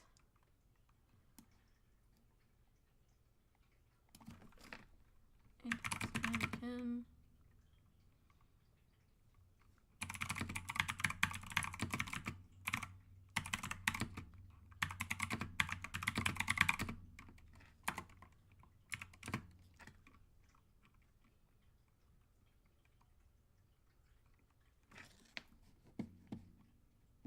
And other public accommodations. In 1964, Congress passed the Civil Rights Act, which did precisely that. As he prepared to sign the legislation, President Lyndon Johnson said, "We believe that all men are created equal, yet many are denied equal treatment. We believe that all men are entitled to the blessings of liberty, yet millions are being deprived of those blessings, not because of their own failures, but because of the color of their skin. But it cannot continue. The principles of our freedom forbid it, and the law I will sign tonight forbids it." The civil rights movement would not have succeeded without the courage and determination of the black community. But the movement also had behind it the moral force of Americans' professed belief in equality. It was that is such a good point. That is so right. Having the how did he state the moral force of Americans' professed belief in equality. God, so well put.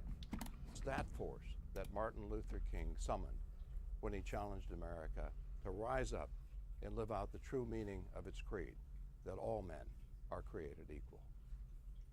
Now, as I noted earlier, a nation's political culture gives its politics a distinctive form. Cultural beliefs clearly do not determine precisely what a people will do, but in the long run, they affect what a people will regard as appropriate and desirable, and thus what they will try to achieve. Cultural beliefs serve as unstated rules of behavior. They act as boundaries on what people will find acceptable and what they will strive for. Take, for example, Americans' belief in individualism. Although individualism is also a part of the political culture of European nations, it takes exaggerated form in the United States because of its unique history. Americans' heightened sense of individualism can be seen in the results of a recent cross-national survey that was conducted in 4 European countries and the United States. Respondents in each of these countries were asked, what is more important, that nobody is in need or that individuals have the freedom to pursue life's goals? And so I'm sure this is where a little bit of the rating that we did comes into play, where we see how Americans are notably very individualistic. We believe that we agree more than other countries that it is very important to work hard in order to succeed. We have it in our notes here. 57% of Americans disagreed with the statement, success in life is pretty much determined by forces outside our control. We very much believe that we have the power over our own lives, which is a great thing. As you can see from the figure, Americans responded differently to this question than did Europeans. Most of the European respondents ranked helping those in need more highly. In contrast, most American respondents placed individual freedom at the top. Not all American respondents ranked individual pursuits ahead of helping the needy, but the majority did, the reverse of the pattern for Europeans. Now, if this difference was simply one of opinion, it would be interesting, but not of great consequence. In fact, the difference has consequences. Consistent with its... Okay, I'm sorry, I didn't listen. I cannot write. It's because sometimes I struggle to put it into words and then I have to think. When I think, I can't listen.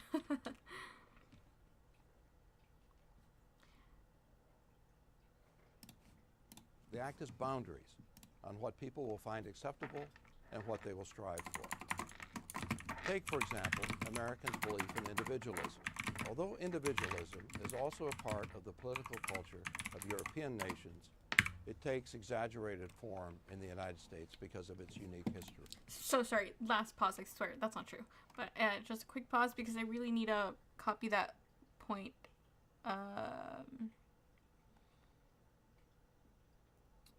About...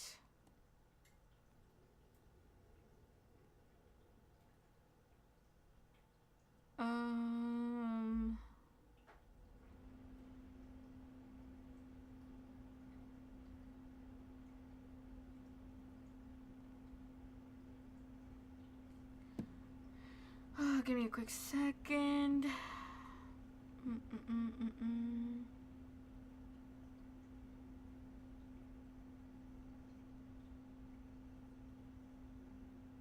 Okay, here we go. The civil rights movement would not have succeeded without the courage and determination of the Black community, but the movement also had behind it the moral force. That's the phrase I was missing in my notes. I'll just copy it so that we can keep going.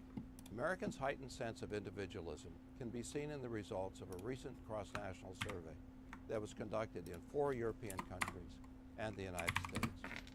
Respondents in each of these countries were asked, what is more important, that nobody is in need or that individuals have the freedom to pursue life's goals? As you can see from the figure, Americans responded differently to this question than did Europeans. Most of the European respondents ranked helping those in need more highly. In contrast, most American respondents placed individual freedom at the top. Okay, so I'll go into the numbers really quickly. Let me just... Okay. So we have, what is more important, that nobody is in need or that individuals have the freedom to pursue life's goals. And so for Americans, or we'll start on the other spectrum, Spanish. 67% said that nobody is in need. What is the difference? Nobody in need, freedom to pursue.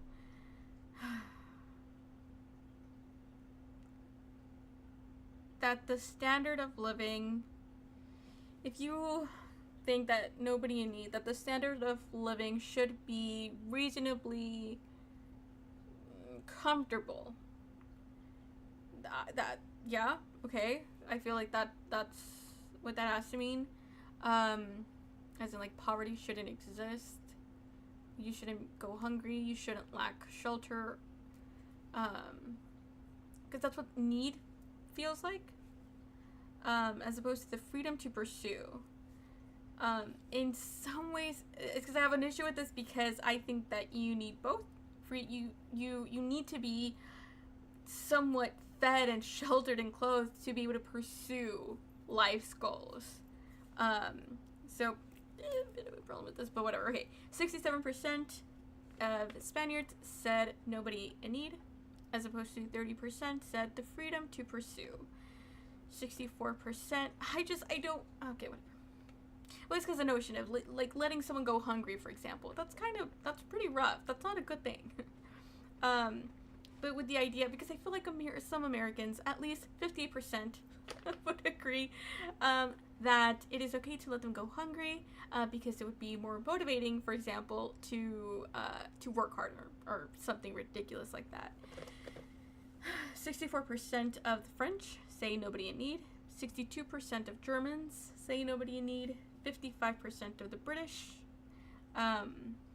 They're a little, quite lower than the rest, but still nothing compared to Americans. That's not true. Well, there's a big difference. That's true. 55% of British say nobody in need, and then Americans, 35% say nobody in need. 58% freedom to pursue.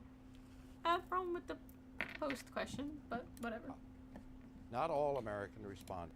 But it doesn't really matter, right? Because at the end of the day, it is talking about this, like they express two different sentiments, and it is important that, but it's because I also still don't necessarily disagree with it. I do think that it is more important the ability to pursue because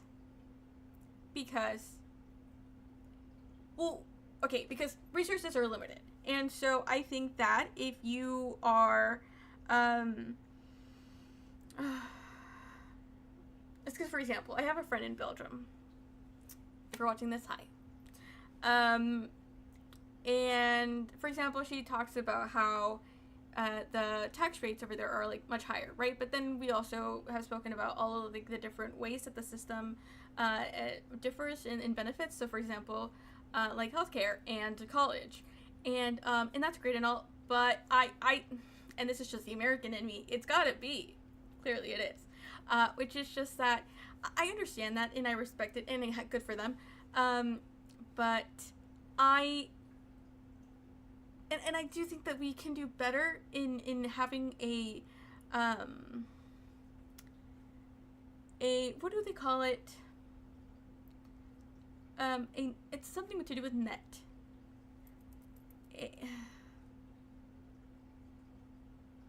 But I can't remember what the word is. But we can do better. Let's just say providing the basics. Let's just go with that.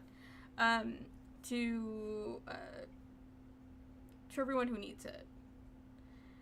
However, I still like America because I think that you can, and I genuinely believe this, you can get as far as you want. Will it be hard? Absolutely. Will circumstance determine your starting point? Absolutely. But they do not determine your end point. And I think that depending on your system, the end point can be somewhat limited. And in America, I don't think that's true. So That's ranked individual pursuits ahead of helping the needy, but the majority did, the reverse of the pattern for Europeans. Now, if this difference was simply one of opinion, it would be interesting, but not of great consequence. In fact, the difference has consequences. Consistent with its greater cultural emphasis on individualism, the United States, though it has a higher poverty rate than do European countries, spends less on programs for the poor, about 25% see, for example, this, we could do better. We should do better. less. The rules of welfare eligibility also differ. In most European countries, for example, citizens are entitled to government-provided health insurance. They don't have to prove that they're poor to be eligible for it. In the United States, proof is required. Individuals must show that they cannot buy it on their own, that they lack the financial means before they are eligible for government help in obtaining health insurance. Americans are not necessarily less sympathetic with the poor. Compared with Europeans, they are twice as likely to give to charities. But Americans are less inclined to enact welfare policies that could weaken self-reliance. From America's individualistic perspective, people are obligated to work hard and take care of themselves, unless they have a verified need for government help. I think there's definitely a balance. 1000%. That's just unequivocally American, and that will always remain so. But I do think that we can do better with, just like with the poor, like with the actual poor. We have them. Let's take care of them. Like that. It's as simple as that. For example, myself. Let's see. How do I think about this?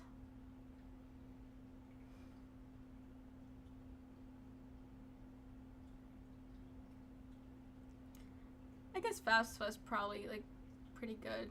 Well, not that I used it, so I can't even actually say that. But the fact that I knew it was there, that I never really doubted about whether I would be able to afford like community college. So for the context, I am 27 years old, and I am a daughter of Mexican immigrants who don't live here anymore, and I lived in Mexico for a long time, and so when I came back to the States, I always wanted to come back. Okay, I never wanted to leave. That was not a choice. And so I came, and it was half of it was like it was more akin to the experience of an immigrant than of a U.S. born citizen, because I had just no system personally to get help from. So it's been a hard almost 10 years since I've been back, and but it's like I don't blame the country for any of that. That was just like my family that sucked. So I guess that paints a lot of my experience in America. That I can't. Every area where I was lacking, I didn't have parents to help me. I didn't have, like a home that I could always go to, and I knew that they would like at least pay for theirs, like even if I crashed on their couch or something. That was not a support system I had. All of my siblings also stayed in Mexico, so none of them knew absolutely anything about America, except that working retail was like a stable job, which was absolutely true. That was the first place I found stability. So it's really, really hard for me to empathize because, yeah, my experience is more akin to that of an immigrant than to that of like a child of immigrants or other U.S. born. Public education provides another example of how America's cultural values affect its policy choices. The United States has easily the world's largest higher education system, more than 4,000 colleges and universities. Most of them are public institutions, created by government and supported in substantial part by government funding. The United States also spends more per pupil for primary and secondary public education than does nearly every other country. The European average per student is slightly more than $9,000 annually. The United States spends about $12,000 per student. Now, why is that? Why does the United States invest so heavily in public education? Its political culture is among the reasons. If individualism is to be upheld, you have to give people the means, a proper education to succeed. And if equality is to be upheld, educational opportunities have to be plentiful, available to the many rather than to the few. Equality of opportunity, giving every child a chance to succeed, is the guiding principle of America's system of public education. When that system began to take root 2 centuries ago, it was called the Great Equalizer. I think it's very important to know because obviously this is I think instinct wants to say like there's like express doubt, and I think it's very, very important to know. One thing that I very, very much don't like when people do is when they're like the government this and the government that. It's like, let's be a little bit more clear here. The government is just a concept almost. Like these, it is not this like, you know, fantastical entity that exists on its own and operates to its like own accord. Not really. You can think that, but honestly, that's just lazy. Because at the end of the day, Nonette, I don't know what that means. Am I dropping frames for something? Like internet? Or net something? Sorry, I don't know what you're responding to. Please elaborate. And I'll keep an eye out. But at the end of the day, government is the people that we elect into office. Like it or not. People are being elected into office. And so, for example, a lot of, right, like the No Kids Left Behind thing. That wasn't something that like just spontaneously came up out of nowhere, right? Like people ran on this probably, I don't know. People voted for it. It became a thing. So my point is that like hearing this, it's kind of hard to believe it, and not see all the problems that we feel and experience. But more importantly, my point is that at the end of the day, this is true, right? The value system is there. That it is not being enacted on. It is not because the values aren't there. It is because the people that we are voting into office are not doing it. And that's a good thing though, because we voted them in. We can vote them out. It sought to give children of widely different backgrounds a somewhat equal start in life so that each could succeed or fail on their own merits. Writing in the late 19th century, the socialist Leon Sampson noted the stark difference between the philosophy of public education in the United States and Europe. Said Sampson, the European ruling class were open in their contempt for working people, but in the United States, equality and liberty were extolled in the public schools. Sampson concluded that American schools embodied a unique conception of equality. Everyone was being trained in much the same way, so that each person would at least have a chance at success. Since then, of course, European nations have broadened the reach of their education systems. Nevertheless, differences remain. In some European systems, high school students are separated into those that receive pre-college training and those that get vocational training. In contrast, most American schools offer a relatively standardized curriculum. Each student takes more or less the same set of courses: math, science, language, and the like. Some American educators have questioned the wisdom of this approach. Given the differences in students' interests and aptitude, they think vocational training should be a larger part of the U.S. educational system. But a standardized education is consistent with America's core values. And I think maybe this is a bit of a hot take. I don't know if I call it a hot take. But I think that it's important to have to do all of these different things and to be forced to do all of these different subjects, not only because sure it's in line with America's core values, sure, that's great, but also because I think it's very, very important to develop well-rounded people. You don't have to be I guess it's a shame. Like, it's true at the end of the day that, you know, there will be things that you won't need. And that will be useless, quote unquote, to you in your adult life or in your career or whatever.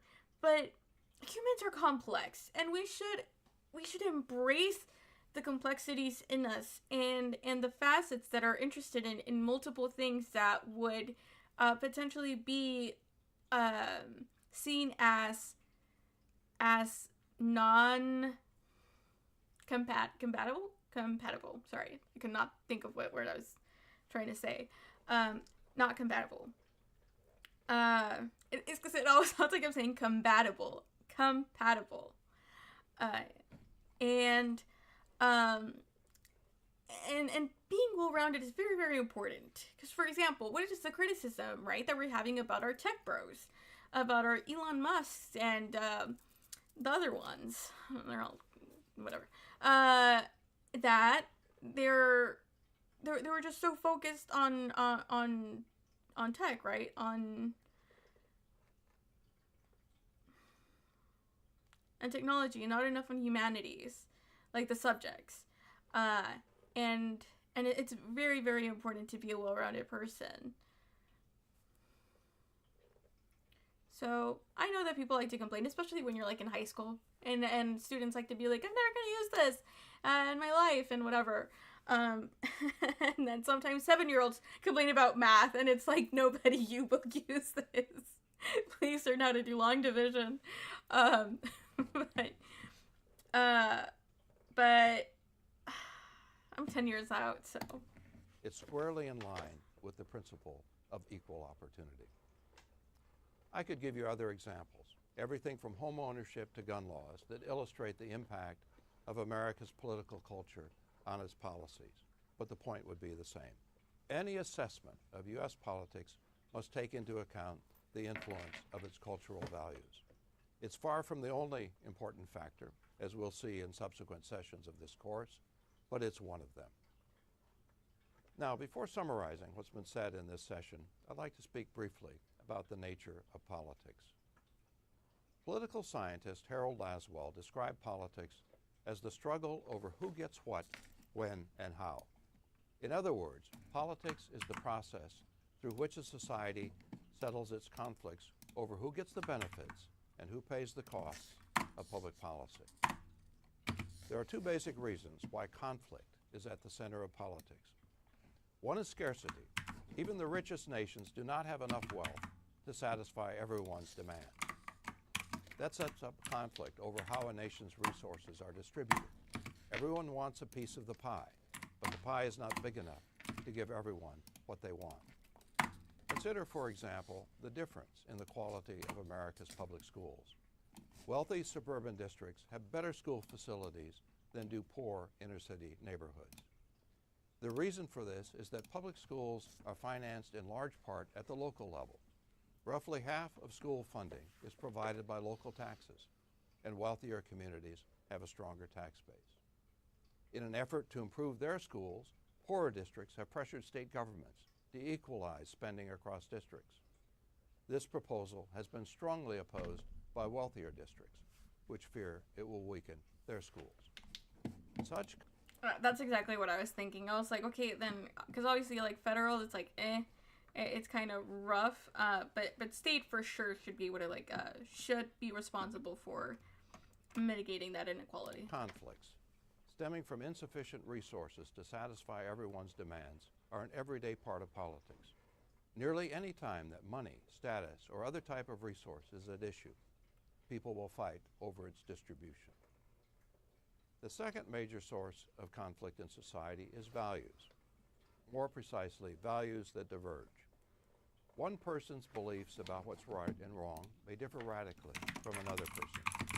When such value differences exist around an issue of policy, conflict is almost inevitable. A case in point is the abortion issue. Ever since the Supreme Court in 1973 declared that women have a right to choose abortion, the issue has been a persistent source of conflict. To some, abortion is a woman's right to choose. To others, abortion violates the rights of the unborn. These are opposing beliefs and largely incompatible. One side would ban abortion, the other would leave the choice to the woman. How do you bridge that difference? It's already 1. I'm supposed to go to sleep soon, so I won't even start on this. Well, you don't do it easily.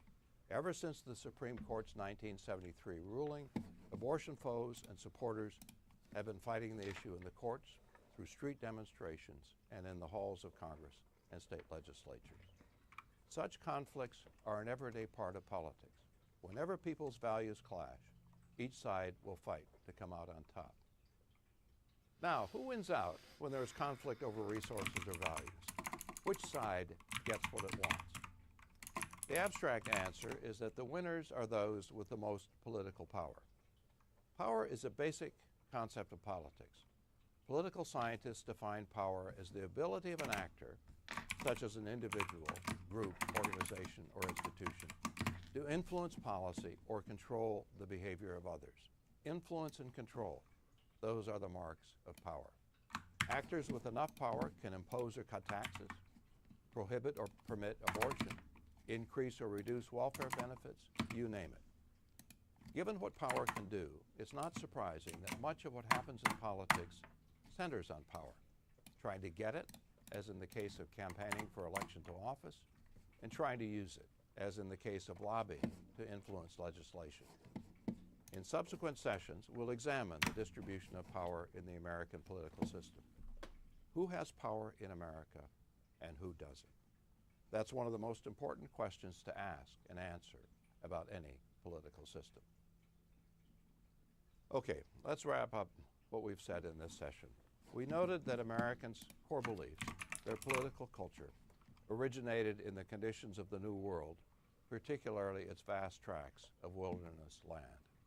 It opened the minds of colonial Americans to a new way of governing, one rooted in beliefs about personal liberty, individualism, equality, and self-government. We also noted that these ideals have been passed along to each succeeding generation of Americans, ensuring their continuing influence on the nation's politics. Americans have argued over the meaning of these ideals, but not whether they're worth keeping. We pointed out some of the challenges. Until now, by the way. But we'll get into that probably that Americans face in living up to their ideals. Challenges that stem in part from the demanding and sometimes conflicting nature of these ideals. We then looked at how these beliefs affect public policy, pointing out that they set boundaries on what people will regard as desirable, and thus what they will try to achieve politically. Finally, we noted that politics is the process by which society settles its conflicts over scarce resources and opposing values. Bravo. Well done. Okay, good job, guys. You finished that 26-minute video plus whatever I added onto it.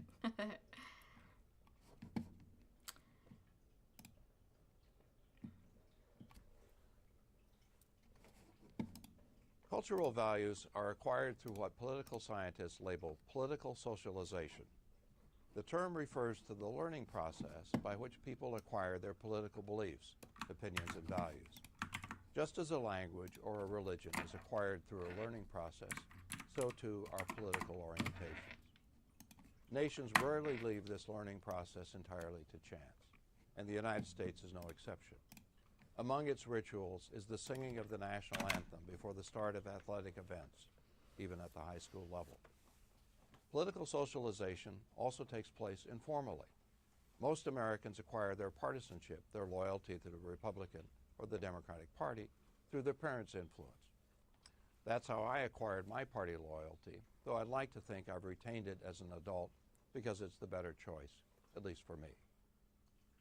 Let me share with you a particular socialization lesson from my childhood, how I learned the cultural value of individualism. I grew up in a small Minnesota town, 1,000 people in the middle of farmland. It was the 4th of July. I was about 10 years old, and my friend Denny and I had some firecrackers, including some that exploded underwater. It had rained the night before, and we were in the town's park, where we tossed a couple of those firecrackers into puddles, just to see the water fly. Then we got the bright idea that there was something in the park that held more water than a puddle. We opened the door to the public toilet, popped the lid, dropped in a firecracker, and quickly shut the door. Crazy. A moment later, there was a loud bang, and water came pouring out from under the door. And the water kept coming and kept coming. We looked in. The toilet was in pieces. Well, we jumped on our bikes and pedaled out of there as fast as our little legs would go. We got caught anyway. It's hard to get away with much in a small town. So, what does this have to do with my early lesson in individualism? How did it help me to learn the value of self-reliance and hard work? Well, I spent the next few months knocking on people's doors, asking them whether they'd pay me to mow their lawn or rake their leaves. I needed to raise $30 to pay the town for my share of the damages.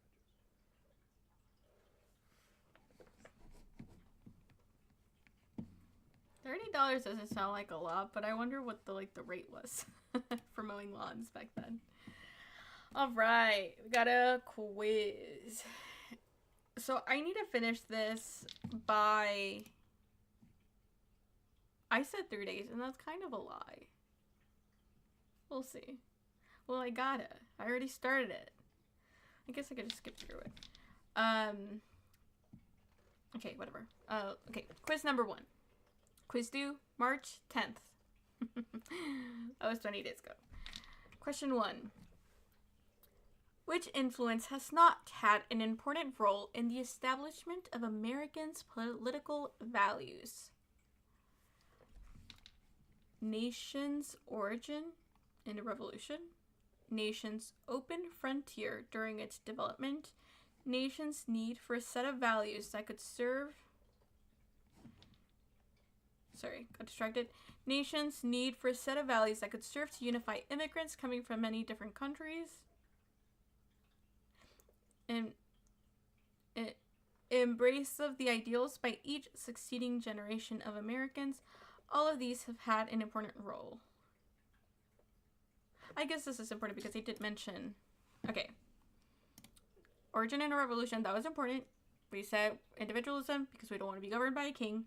Nation's open frontier during its development. I guess it has to be all of these have had an important role. Because as it was developing, well, that's part of the story as well. The fact that it was like a lot of land, there was like a lot of potential, and yeah, sure, that seems like good enough. Nation's need for a set of values that could serve to unify immigrants coming from many different countries. We established, yes, that America is unique because we do not share a bloodline. But so what do we share? Our values, our ideals. Embrace of the ideals by each succeeding generation of all. Okay, I'm just gonna go with all of these have had an important role. Can I? Oh, okay. You can update this. Wait, okay. It looks like you missed some important deadlines, only by 20 days, based on our suggested schedule. To keep yourself on track, you can update this schedule and shift the past due assignments into the future. Don't worry, you won't lose any of the progress you've made when you shift your due dates. Okay, let's shift them. Okay. So now we should be good. So all of these have had an important role. Oh, and I observed 2 attempts. Okay, nice. We got 1 point. I am not good at being wrong, guys. So bear with me here. But it's okay. It's not a big deal. If we make a mistake, we learn. A mistake, we learn. Just getting into the right mindset. Question 2. Which statement best describes the influence of America's cultural values on the political behavior of its people? Best describes the influence of America's cultural values. Okay.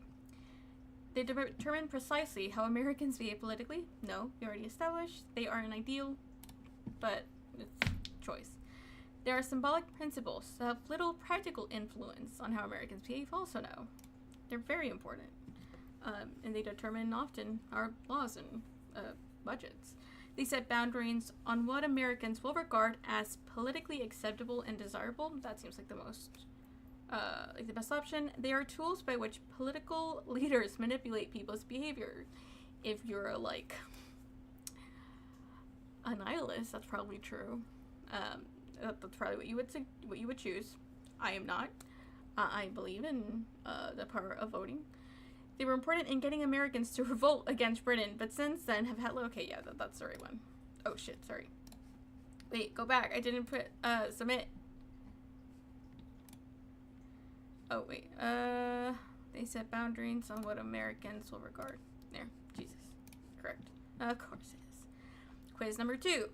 Which cultural value has had the most influence on U.S. social welfare policy? Okay, I actually have to choose one. Okay, liberty, equality, individualism, self-government. On welfare policy. Can I check my notes? Okay, so we want to... I'm between... Okay, it has to be individualism.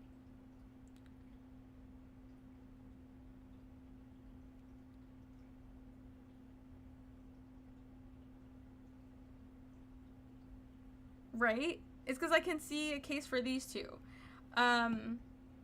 Social welfare policy.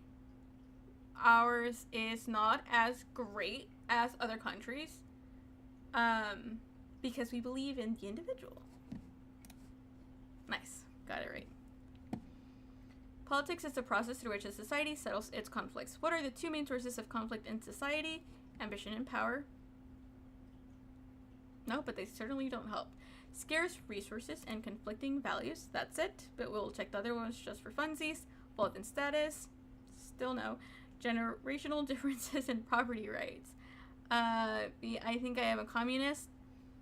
And that's okay. And you, that is your right. Just know you won't win any political power. But hey, who needs it?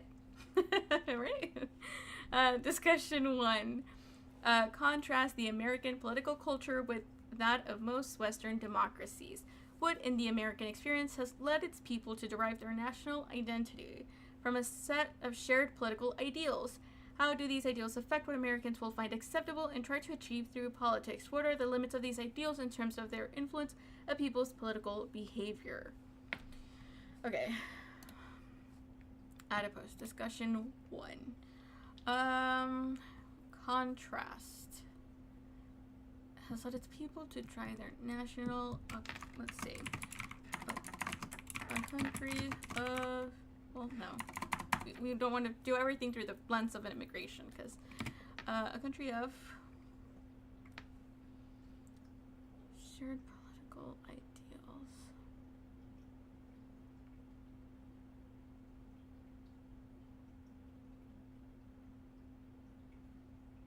What do we...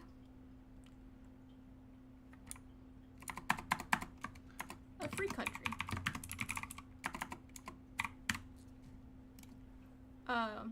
Post title, a free country.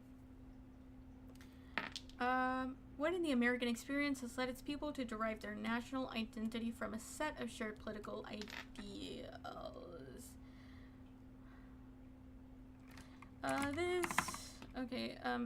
Our country being born from a breakup with a clingy. A clingy, yeah, this is the tone we're gonna take. A clingy and toxic. Bad X. I'm sure there's supposed to be like commas somewhere in there.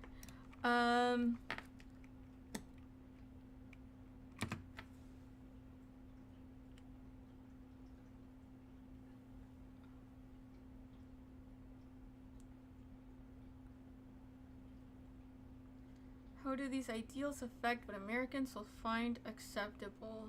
God, I had ideas and they're just, they're gone. It's 1 in the morning, guys. What do you want from me? What in the American experience has led its people to derive their national identity from a set of shared political ideals? With the clingy bad X helped us learn.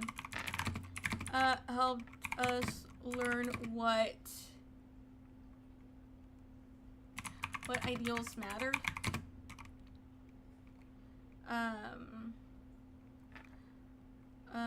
To us as free people, as a people, and we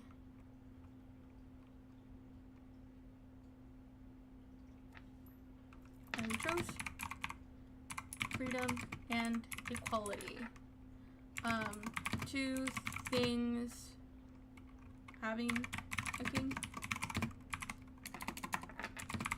will teach you to value above little else. Okay, this, along with its history of inviting immigrants, helped it form an identity outside of outside of shared ancestry, and therefore one that can. This, along with its history of inviting immigrants, helped it form an identity outside of shared ancestry, and therefore. Okay, well, I have a tendency of writing long sentences, so we'll stop it there. Therefore, forming an identity that can be shared by anyone, anywhere in the world. Also, making the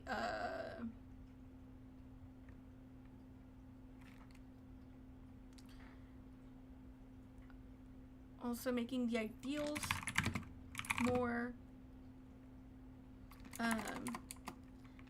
even more so important,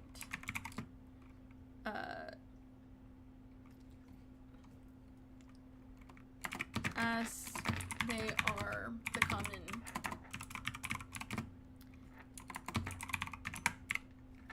common thread shared. Okay, I feel like that's just too wordy. Whatever, they get the point. Okay, how do these ideals affect what Americans will find? Okay, the strong belief in these ideals. I do remember what I thought. The strong belief in these ideals helped.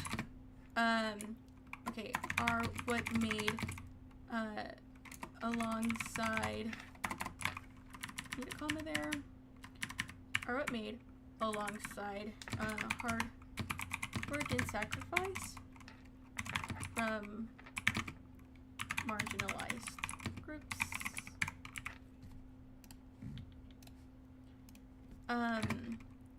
The trajectory towards equality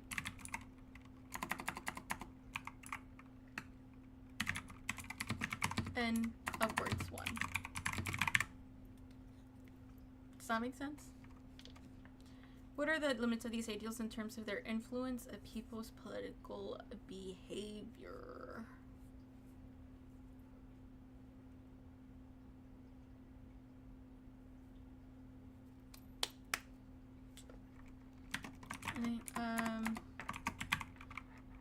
Well, no, I think that's it. I don't want to. Okay, whatever.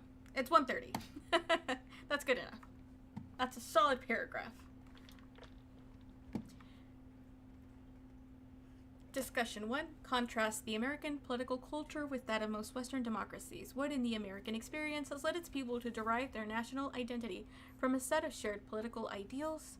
How did these ideals affect what Americans will find acceptable and try to achieve through politics?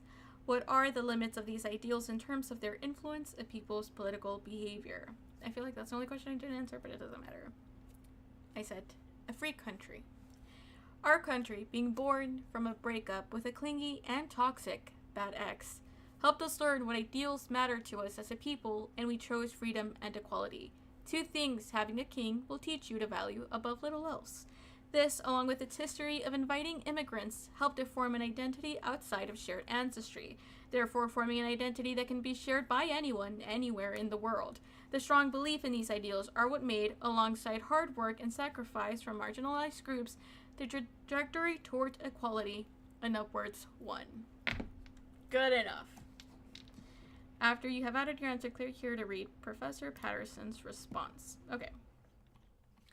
The American political culture's distinctiveness owes to the special circumstances that gave rise to the nation's core values. The wilderness society that marked life in the American colonies and was a sharp contrast contrast with European society, with its ruling families and feudal order. Ideas of liberty, equality, individualism, and self-government emerged almost naturally from Americans' colonial experience, and were at odds with the values of the Old World. These ideas were not the sole cause of the American Revolution, but they were, as the Declaration of Independence indicates, its animating ideals. These ideals proved appealing to a wide spectrum of Americans, which contributed to their persistence. With time, they also became the foundation of America's national identity, the connecting glue in a nation of immigrants. Like the cultural values of other people, Americans' core values affect how they think about politics and the choices they make. In the highly religious countries of the Middle East, for example, religious values affect people's political opinions and actions. Americans' core values work in a similar way, sensitizing them to issues of liberty, equality, individualism, and self-government. The effect of individualism on Americans' thinking can be seen, for example, in policy areas such as social welfare. The United States is almost alone among industrialized nations in not having a universal system of government, paid health care, and taxation. The United States has nearly the lowest income tax rate among industrialized nations. Cultural values such as professed belief in equality do not determine exactly how people will behave. Other influences such as partisanship and self-interest also play into the political choices they make. But cultural values serve as boundaries on what people will try to achieve, for the most part, and what they will accept politically, for the most part. I'm totally adding that. The influence of America's cultural values is also limited by the fact that they're not entirely compatible with each other. Self-government, for example, implies the right of the majority to rule, whereas liberty implies that individuals have rights beyond the reach of the majority. That's a really good answer, Professor. Discussion again. We're almost done. Does it just keep going? Do I have to stop myself? Discussion number 2. The U.S. system of public education is rooted in the concept of equality of opportunity. How has that concept shaped the American education system? What are the practical limits on the application of that concept? Why do some American children not have access to an equal education? Okay, this is about the scarcity that we were talking about. Let me check my notes.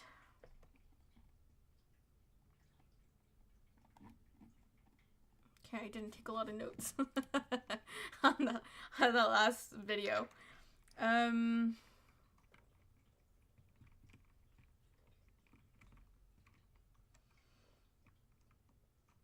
Okay, a balance of ideals and resources.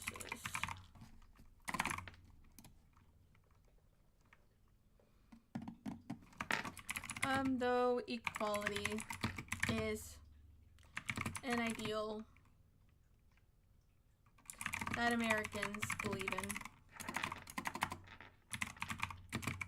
in, it must be balanced with the limited resources.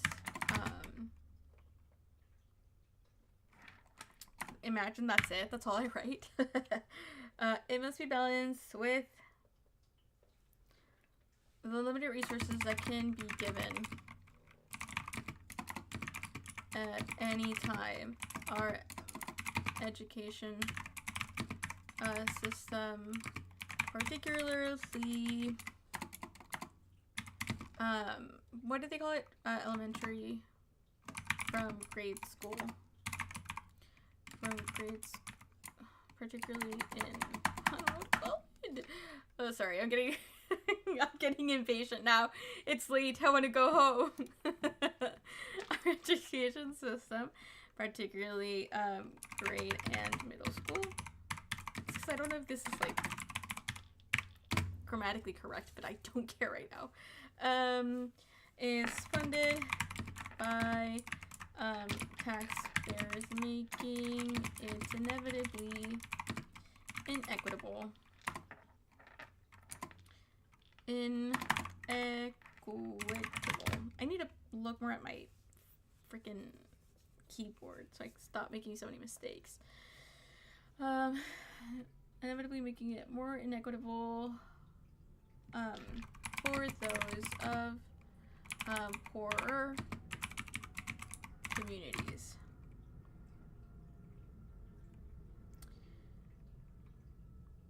What are the practical limits on the application of that concept? Why do some American children... Okay, here we have... okay. In this example... Can I go... Let's see what he says first. So we can copy him. Okay, what else did they say? Okay, no. Chill. Let's think about it.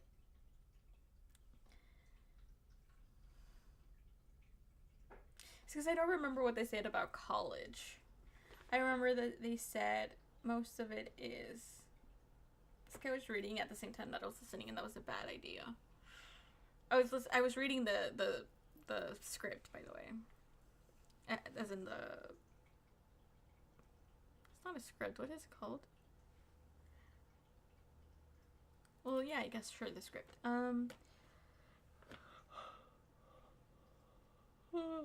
Yeah, me can't say. Something about college, blah blah blah, and then it was about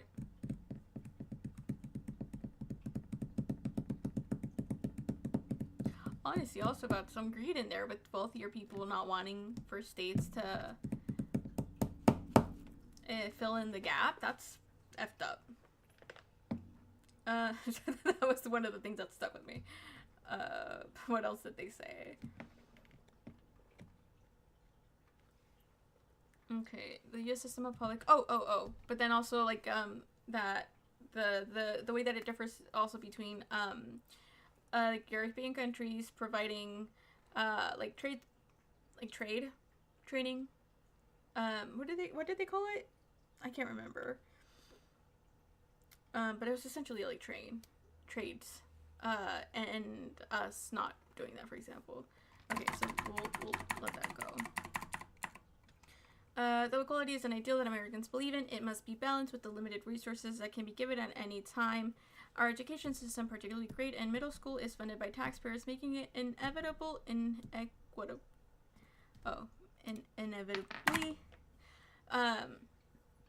is funded by taxpayers, making it inevitably inequitable for those of poorer communities. Okay. And this, we failed. We suck. I'm just kidding. I get more.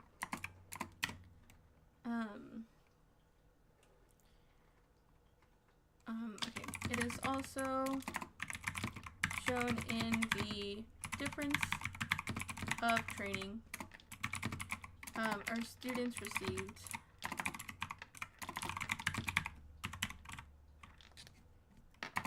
compared to, I don't know how to spell receive, compared to those of European, is that what the capital European countries,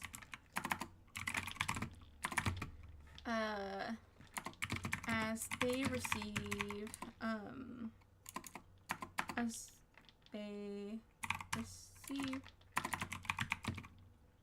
what do they call it? It's not trade. God, it's at the tip of my tongue. Not a trade, it is.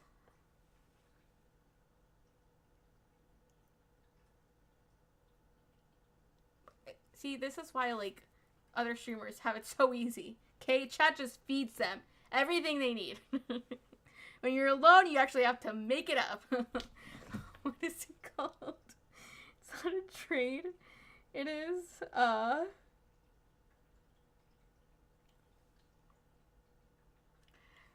It's something with the C.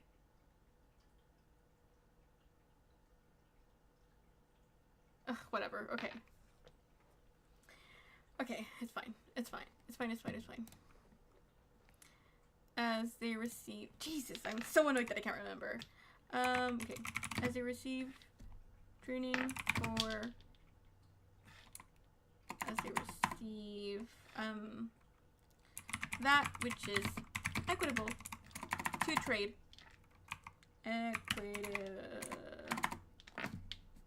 way? To trade training. Whereas in America we have a standardized program. These are not the words they use, and that's okay. A standardized, whereas in America we have a standardized program that is well-rounded. Well-rounded, though not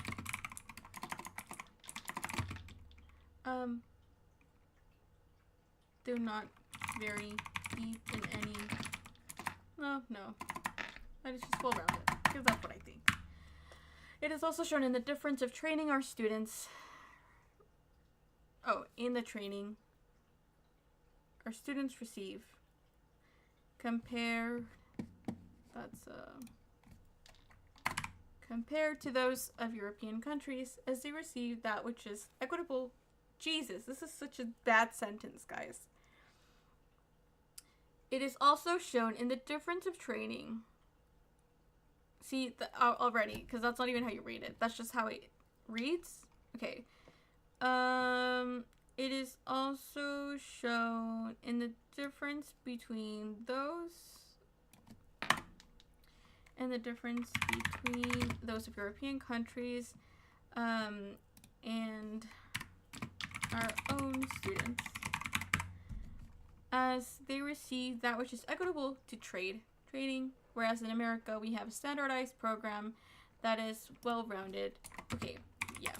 Now, okay, though does not delve deeply into any one subject.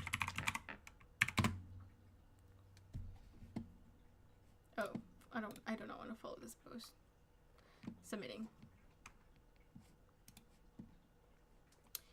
After you have added your answer, click here to read Professor Patterson's response. From the beginning of the public school movement in the early 1800s, America's public education system has aimed at educating a broad segment of the population.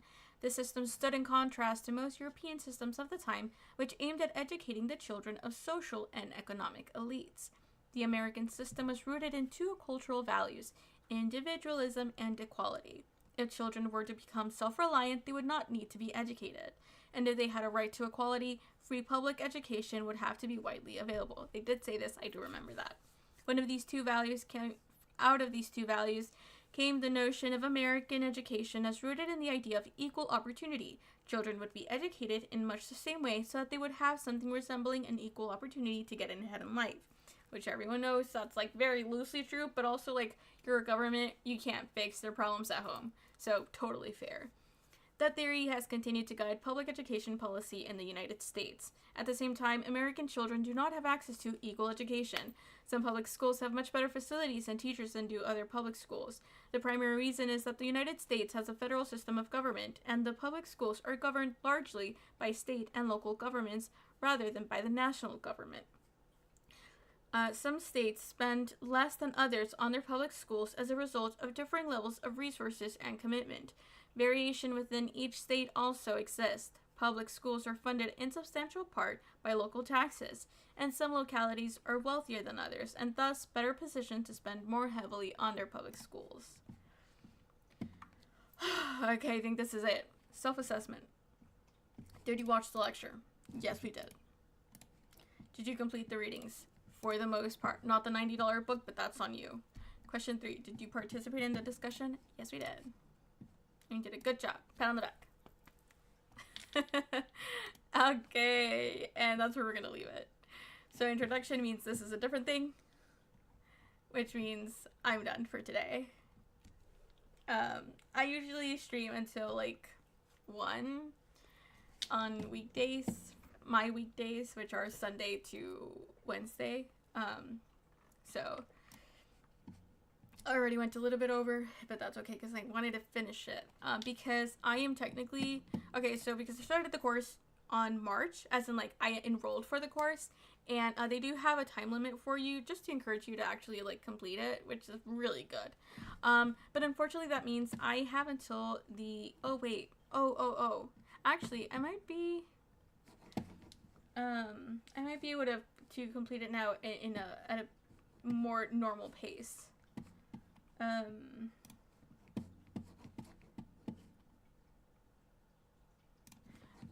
And loosely normal. We're still probably gonna go like, you know, quite quickly through it. No, it's still like access expires April 1st.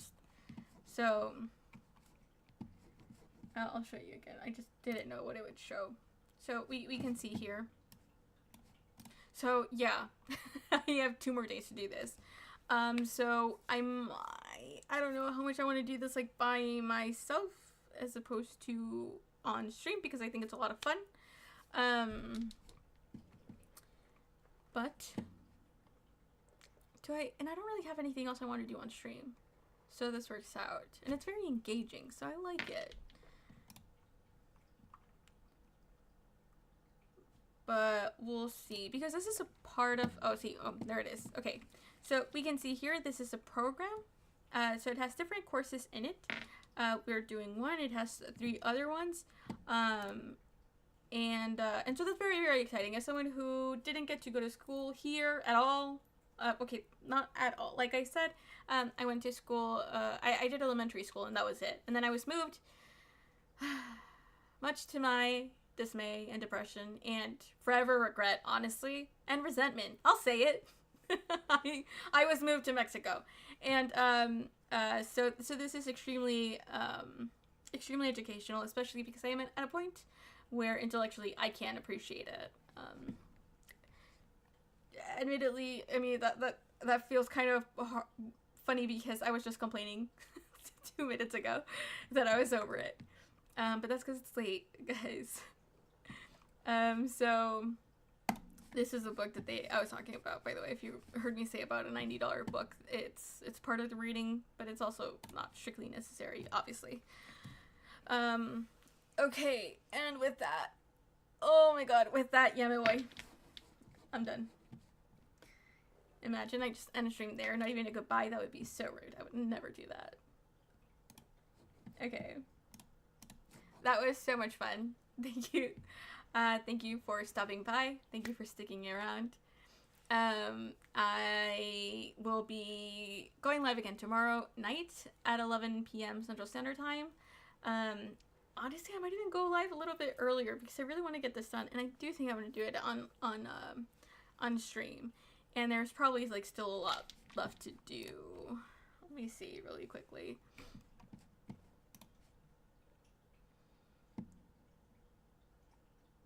We're like about a 1/4 of the way through. And I don't know if like on the 1st it's cut off, or if it's like I still have the 1st to be done with it. It'll be very unfortunate if not. Because then if you don't do it, then it makes you pay if you want to still access it. But you can also unenroll and then re-enroll. But you will lose progress. So maybe I just copy what the discussions I did. I could have just done that and restarted it, but I wanted to put the pressure to just get it done. So that's why I'm kind of just trying to binge it. But okay. I appreciate it so much. Thank you so much. Anyone who followed, thank you so much. Please considering if you haven't already, I do multi-stream, so you can catch me on Twitch and YouTube and Kick. I'm not picky. I do have a TikTok, and you can probably find it on my profile. Please consider following. I need to reach 50 followers there so I can also go live. I just have not posted because I could have done it, because I have done it in other genres of content, and that's on me. And I'm supposed to keep posting, and I have it's been a rough week. I was tired. I was also feeling sick, but we're back on it. So I will be live again tomorrow, probably 11 p.m. Central Standard Time, maybe a little bit earlier. If you follow me and turn on notifications, you will be alerted. Is that it? I think so. Yeah. I hope you had a good time. I hope you have a good night or a good day, depending on where you are in the world.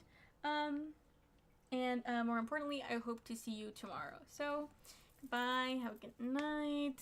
See you soon.